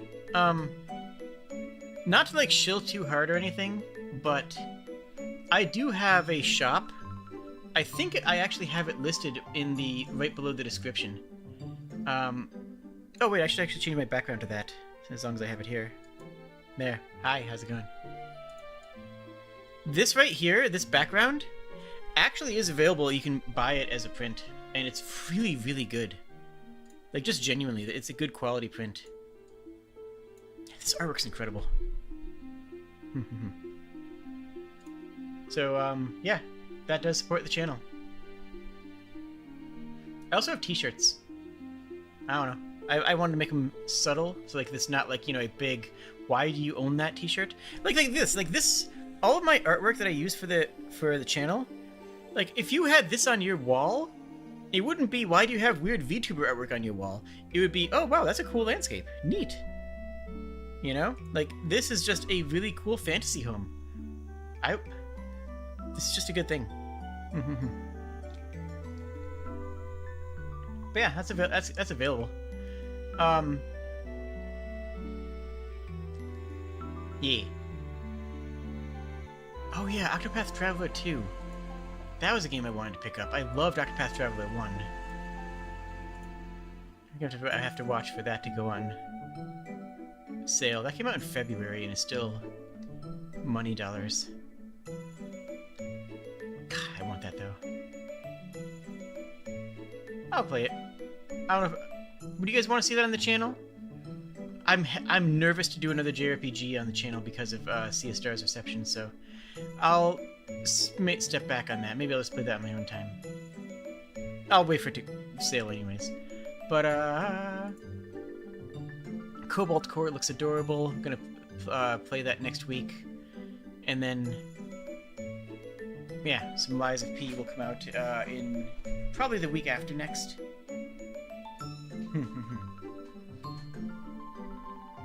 Yeah. Tomorrow we're finishing Sea of Stars. Yeah. I've been delighting in that. And I've been delighting in you. A bug crawled up your neck. Oh no. What kind of bug? Did it taste good? Like, what kind of bug was it? How'd it taste? That's what I want to know.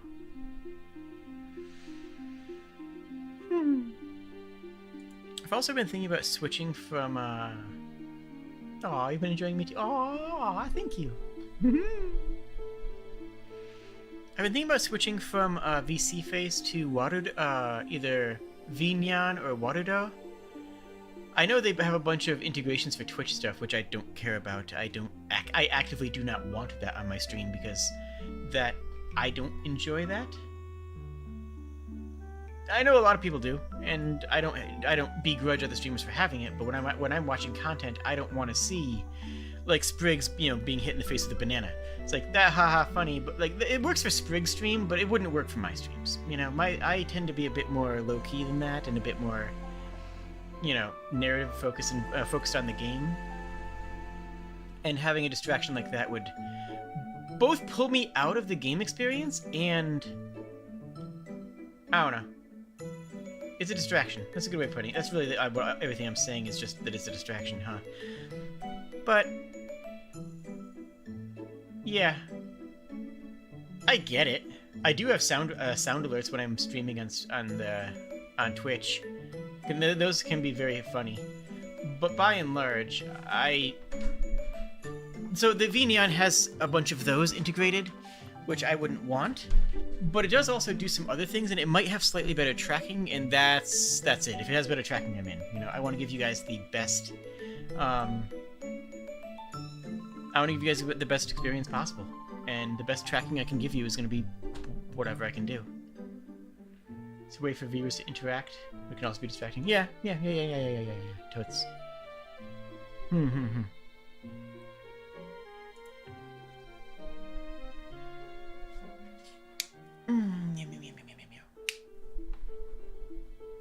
But yeah, the video essay will go well, I hope.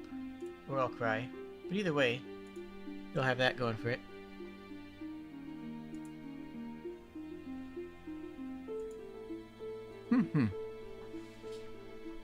Certain YouTuber who got banished to the lol cow? Huh? Oh. Not sure who you're on about.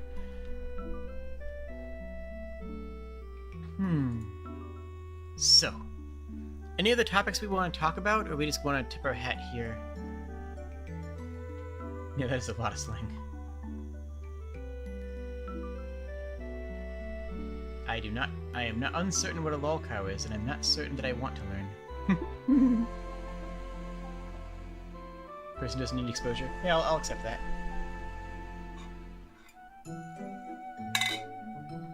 We could talk about how...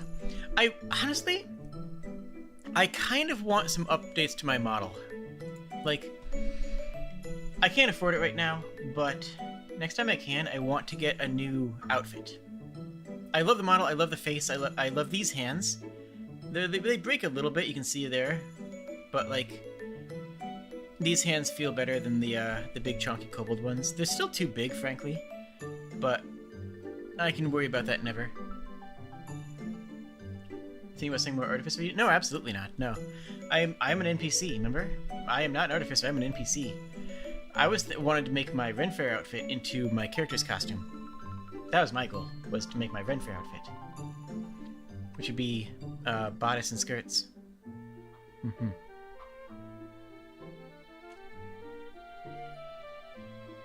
I think that would be very cute and fun. Yeah, because my class, Jade the Kobold's class, is NPC. I was never even supposed to be a furry. That just kind of happened to me because my audience was like, hey, we're all furries and you're a furry too. And I was like, I am? Oh. Okay. I guess so. But yeah, I am a kobold NPC who lives in the comfy cave, and like, you know, I should give quests. That's what I should do on TikTok, huh? That would be really good TikTok content. I should give quests, side quests. Like, your goal for today is to go find a tree that you've never seen before, and rate its climbability on 1 out of 10 and explain why. That, like, do something like that. That would be fun. Oh, that'd be kind of cool. Oh, I kind of like this idea. Ooh. And I could just, you know, make it things like, you know, find an artist who you've never seen before and compliment their work. You know, come back here and tell me if they responded to you. I think I might do some of that stuff.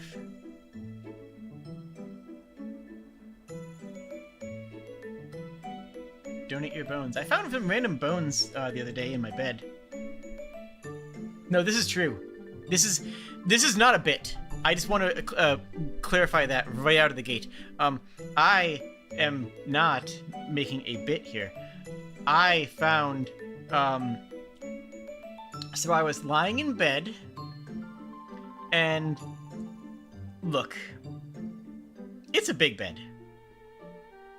Like, I sleep alone in a king-size bed. This is because that's the bed I have, because that's... we got it at a good price, and it's a Tempur-Pedic, and it's very comfy.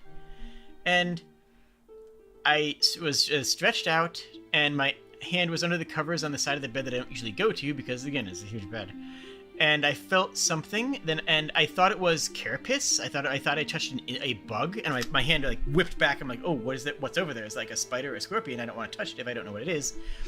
So I turn on the lights, look in there, and it's like, this appears to be a femur. It is a tiny femur, like for a mouse. It is dry, so it's not like something that the cat's killed. The cat had only been here for like 3 days at that point.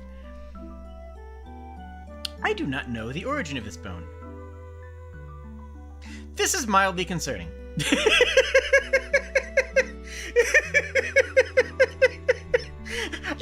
I have no idea. So I just found some random bones in my bed, and it's like, I can assume this is a gift from the Fae.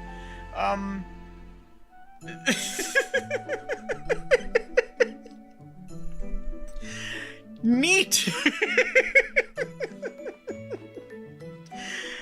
I have no idea. And look, it's not like I haven't washed my sheets in too long. Like, they were like, I have a clean bed. Just happened to have some bones in it.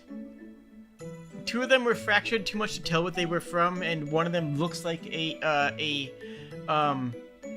a arm or leg bone from a mouse. It's size-wise. I don't know what it was from, but size-wise, it's about that long. Like, that's not like I found, like, you know, a horse's head or something. It's enormous. It was small, but it still scared the heck out of me. Better than finding a spider in the shower? Why? What do you have against spiders? What do you have against spiders? Huh? Huh? Huh? I love spiders. Anybody who doesn't like spiders is a mosquito apologist. That's my opinion. If you do not like spiders, then you are working for mosquitoes. Bad optics, man. I don't know if you want to do that. Monster Musume fixed my...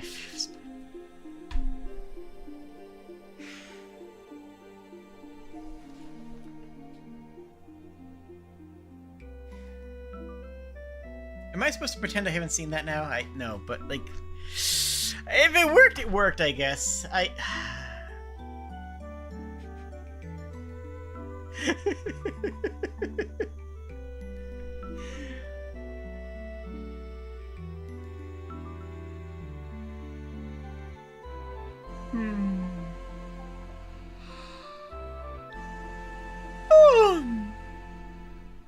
Spider in the shower is just watching over you, making sure the mosquitoes don't attack when you're most vulnerable. Exactly! Spiders are friends. Spiders are friends.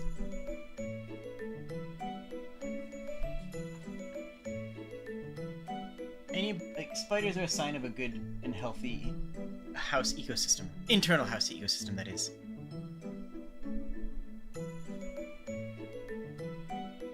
Like, just genuinely, spiders are... Like, if you have a home, you will have creatures inside your house. That's inevitable. Don't fight that. I mean, yeah, you shouldn't, like, seal things up. You shouldn't, like, you know, leave all of your windows open and let every bug in. But you have to acknowledge that there will be an ecosystem of insects inside your home. As long as it's not carpenter ants or sugar ants, as long as it's not, you know, stinging insects or centipedes, as long as it's not, you know, something that will murder your face or take your blood, then it's fine. If you find a pill bug or a millipede on your floor, on your basement, nod to it and walk on, because it's just out there living a life. And you can either put it outside or you can just leave it be. I just leave it be. I don't have an overrun infestation. Like, I can't even see any if I look around, or any bugs if I look around right now.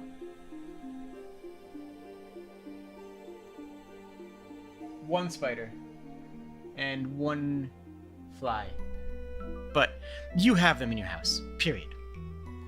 And spiders, yeah,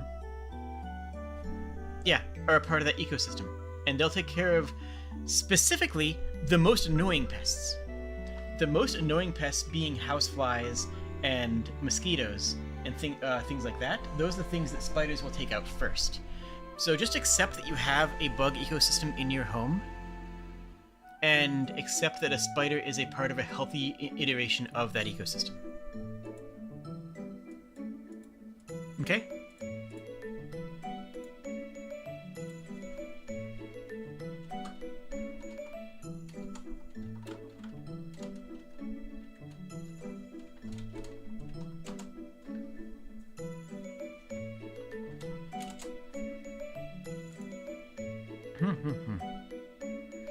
I don't like centipede. Like, okay, Dragon Timothy is not entirely wrong. House centipedes are okay because they eat pests and their jaws aren't powerful enough to pierce skin. I don't like centipedes, superstition-wise. They are commonly thought of as dark harbingers in a lot of different mythos, especially in Far Eastern and Japanese superstitions. Not religion, but superstitions specifically. And I don't like them. But you're not wrong. The centipedes aren't inherently as bad as, like, a tick or a mosquito. But I'm not a fan. I'd rather have a spider. You had a St. Peter's cross? Is that... St. Peter's cross? What is that? Is that... Hold on, I have to look this up. I don't know if it's safe to look up.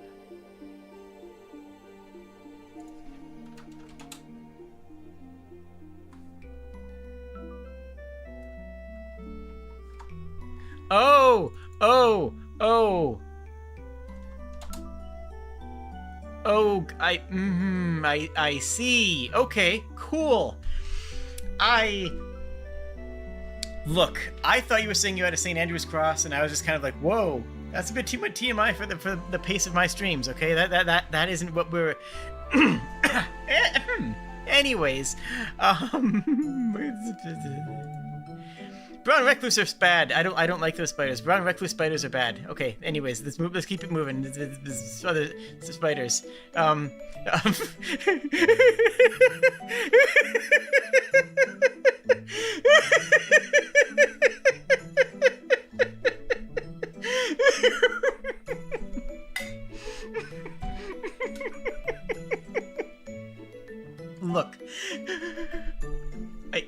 Look, okay, anyways. We don't have to go anyways. The one whose web looks like yeah, definitely, that's a spider. Mm-hmm. You have an intense and irrational phobia of all bugs? That's fair. I mean, phobias are something you can't control. I respect that. If you can't control a phobia, it sucks. No denying that. Yeah, I wish you the best there. I apologize for the fact that you do have an ecosystem inside your home. And I hope that you find a way to live comfortably with that knowledge, because, yeah. I hope that you are comfortable in where you live. That's my answer. That's my response to you.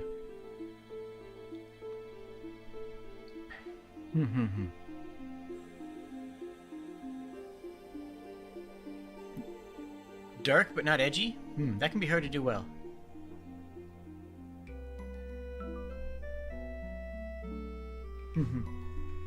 Chive was the last edgy character that I played, but he wasn't edgy in the traditional sense. He was edgy in the Disco Elysium sense.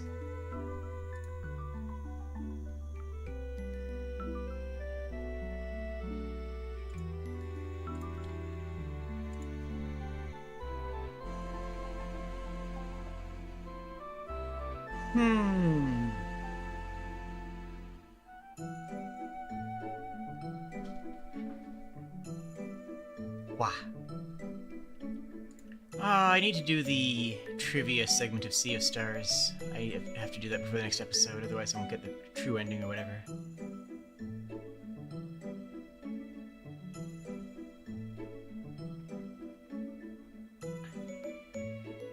You do your best to move what you can. That's fair, that's fair. I respect that. You want a subclass that's powered by humor and hugs?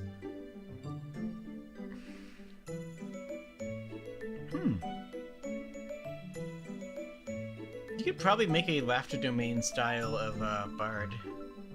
There's probably something that could be done there. Yeah.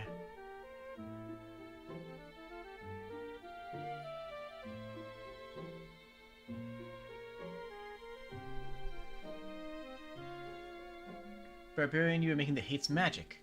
So you went over and you became a anarcho-communist who wants to bring down the regime of high mages. Based. Love it. Absolutely based.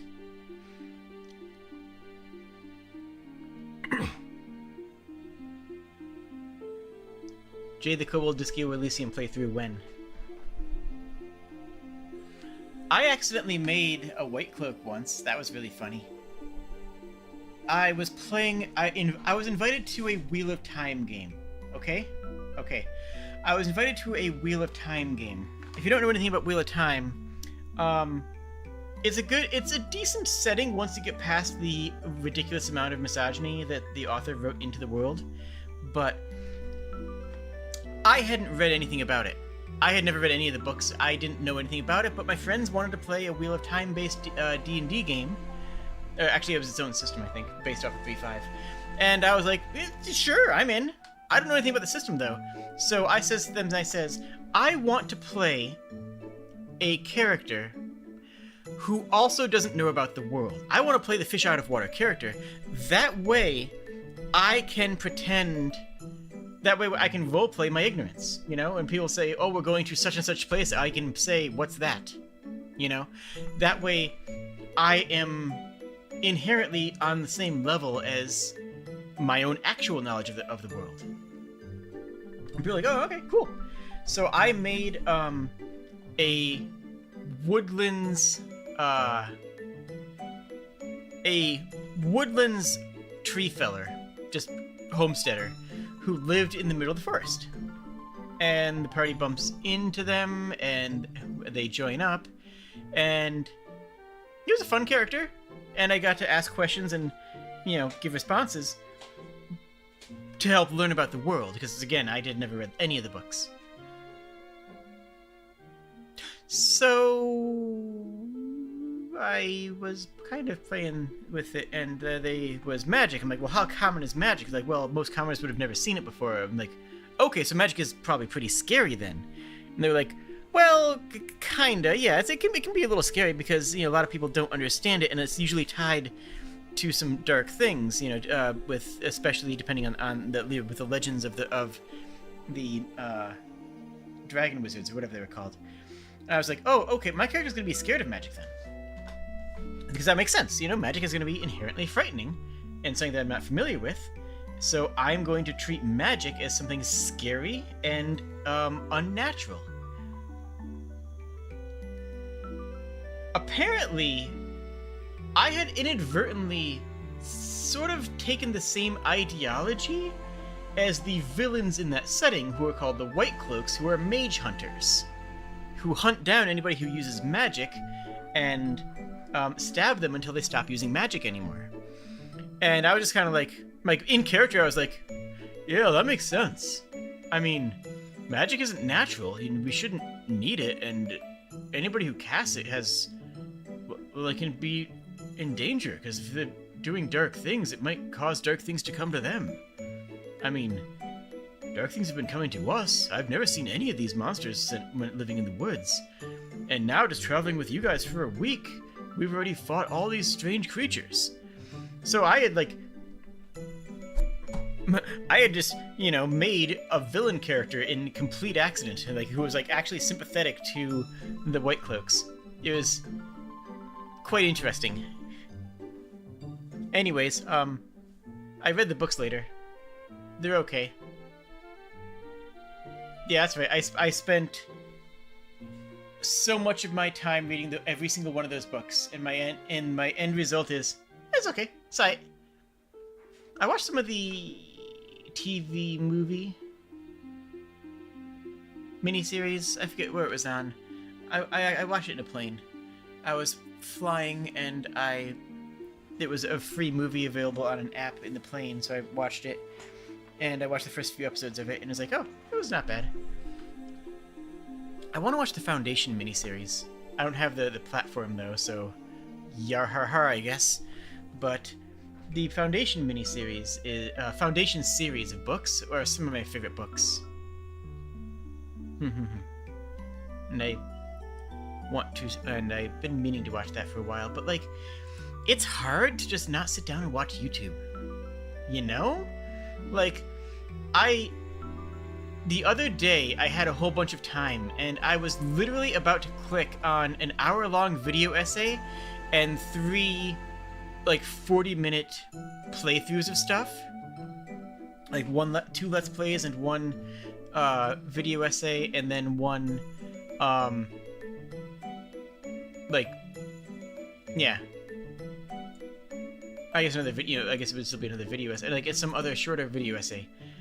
And then I sat down and was like, I just kind of want to watch Nightmare Before Christmas instead. So I just sat down and watched Nightmare Before Christmas instead. And it's like, you know what? I've seen it before, but even then, rewatching this was more enriching, was more interesting, was more engaging than just watching some, that other essay might have been. So I don't regret it. I mean, I still like video essays, but sometimes you're in the mood for something a bit, meatier. And then I watched those games plays anyways. Check out the Sea of Stars VODs. Yo, probably. Such a good game. Just ignore my mental breakdown that I have halfway through the game, okay? We can just pretend that didn't happen. Cool? Cool.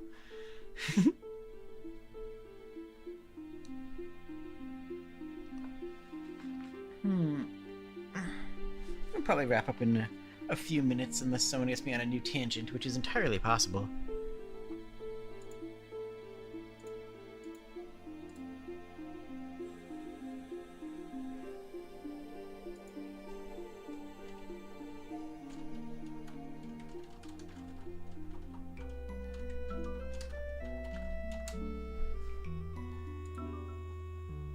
VTubers and mental health problem. I'm. Ouch. It hurts. It hurts because it's true. No, for somebody who streams with as much regularity as I do, I don't have a lot of like burnout issues. My issues are more. This relaxes me. Streaming and playing games with people, and especially going through series with people, are something that just fills me with strength and happiness. It doesn't take effort to stream. That's why I hype for Clutch. Yeah! Also, hop on the Twitter and give Mega Sterling, give Kennedy Phillips a few encouraging words. Because they are doing a lot of work and deserve encouragement. They are a wonderful being who deserves love and appreciation. And you can give them love and appreciation. Just send them a tweet that says, hey, we appreciate how cool you are of a person and all the work that you're doing. You know, because he's been working real hard. Any updates on Clutch? It's being worked on, but also keep in mind, Kennedy's also working on like 3 other major projects, like a TV show project and Lackadaisy. So Clutch is being worked on, but he feels guilty about it not having more updates. But also, he needs a paycheck, frankly. You know, he needs the. Oh yeah, so he's already gotten the paycheck for.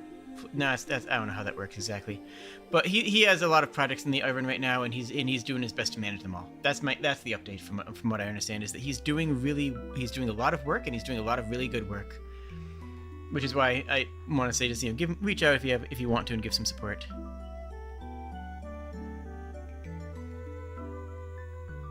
Yeah, I know what you mean.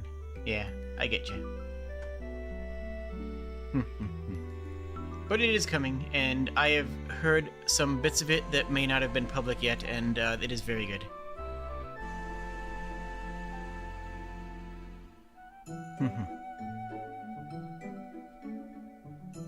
It sucks because it is cool as heck, and I can confirm that there is a decent amount that is has been worked on. It's not like it's really like stalled or anything like that. Like he is working on it, but yeah.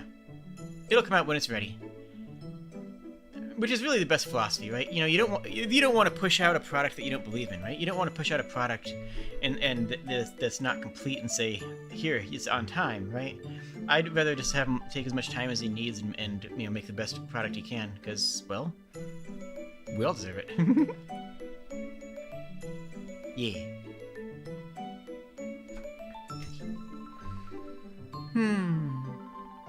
Oh, but yeah, so stuff. I am also, speaking of Magus, I am also doing the D&D campaign. If you like weird and esoteric tabletop games, you should definitely be following the New World campaign. The playlist is in my profile. Is playlist in the section on YouTube. That campaign is exquisite. It's technically in Pathfinder, but it is so unhinged, so off the rails, that Pathfinder is barely even a function of the game outside of the base stat lines. It is me going out on a limb and saying, I want to do a whole bunch of weird experimental DMing things and see how it goes. And it has been a delight from start to finish.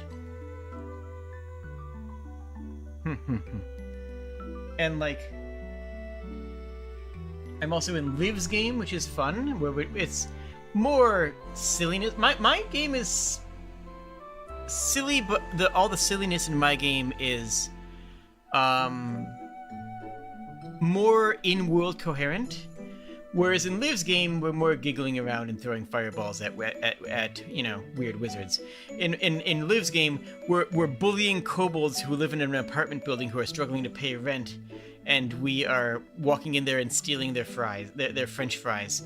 It's a bit more of a absurdist type of game, which is fun sometimes. You know, it's a different type of game than the New World one. New World one is more of a dramatic story, and the comedy in it comes from these the character moments that people go, "Oh my gosh, that worked," or thinking of wild things that will make the game crazy and engaging. Whereas in Liv's game, the comedy comes from the wizards running spring break, and a whole bunch of wizards are getting drunk off of kegs, and doing keg stands at a beach. Like it's a different vibe, if you get what I'm saying, you know. It's just a different vibe, you know. It's all good. Why no web series, comic, novel, etc. that's kobold centric?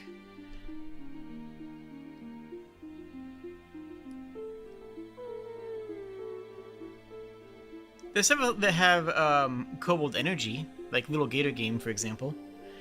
Like, there's a lot of games that have kobold energy, but partially because too many people associate kobolds specifically with D&D, and as a result, they don't want to make a D&D product. They want to make a wider, broader product for things like. And so you have things like Little Gator Game, which is not about kobolds but has kobold energy, you know? That's the best way I can describe it.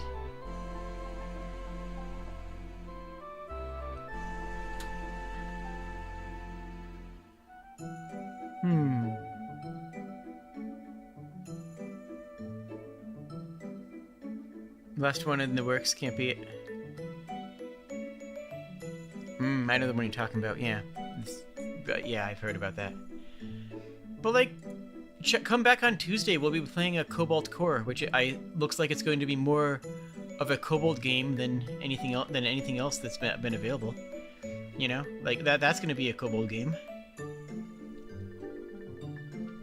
Like, Fraggle Rock is a TV show about kobolds. Prove me wrong.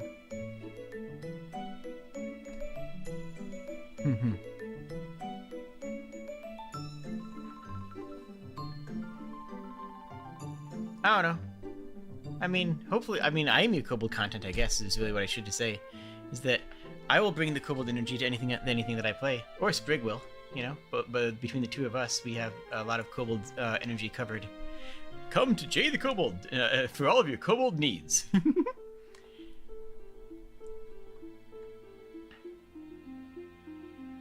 You would heard someone name drop Fraggle Rock since you were a lad? It's a kobold show. You have a group of underground dwelling individuals with no sense of with a sense of collective ownership and mutual aid, who support each other and learn valuable life lessons while also exploring the scary outside world. Everything about Fraggle Rock is kobold energy. Everything top to bottom. I will die on this hill. It is a kobold show.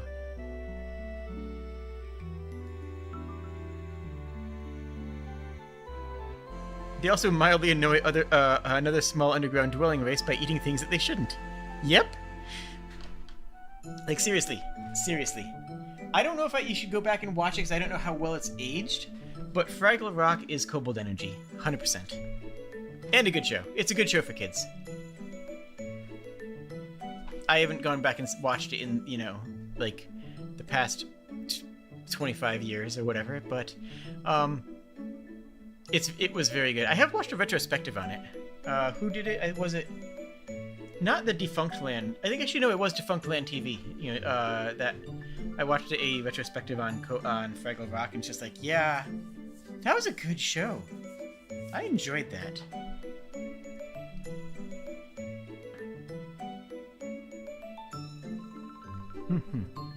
Well, I think that you bloomed into a wonderful person, Katie. Introduce you to Shoosh? Then you found me. And Sprig. Yay! Thank you for finding me, I appreciate it. And that's my biggest. I mean, to wrap around what I was saying at the very beginning of the stream, the thing that I'm struggling with,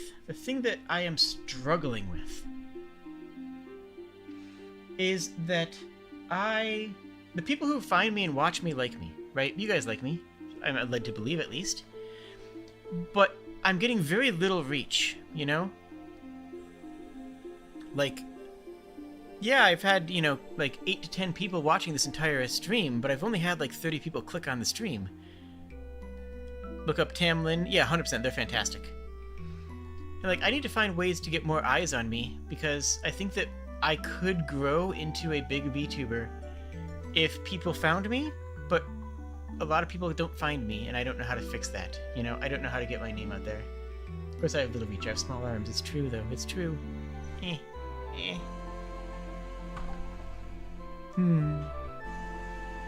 So yeah, if you know any ways of things I can do for algorithms, hit me up, because I don't know what I'm doing. I'm just an actress who's making video games. I don't know what I'm doing. But I'm doing my best. And I believe that my best is good enough. I think that's a good place to call the stream, because you are all wonderful and I love all of you. Check out the merch store. There's some actually really cute merch there. It's not VTuber merch in the, you know, in the big broad sense. It's just merch that is channel related, that is actually just really cool stuff.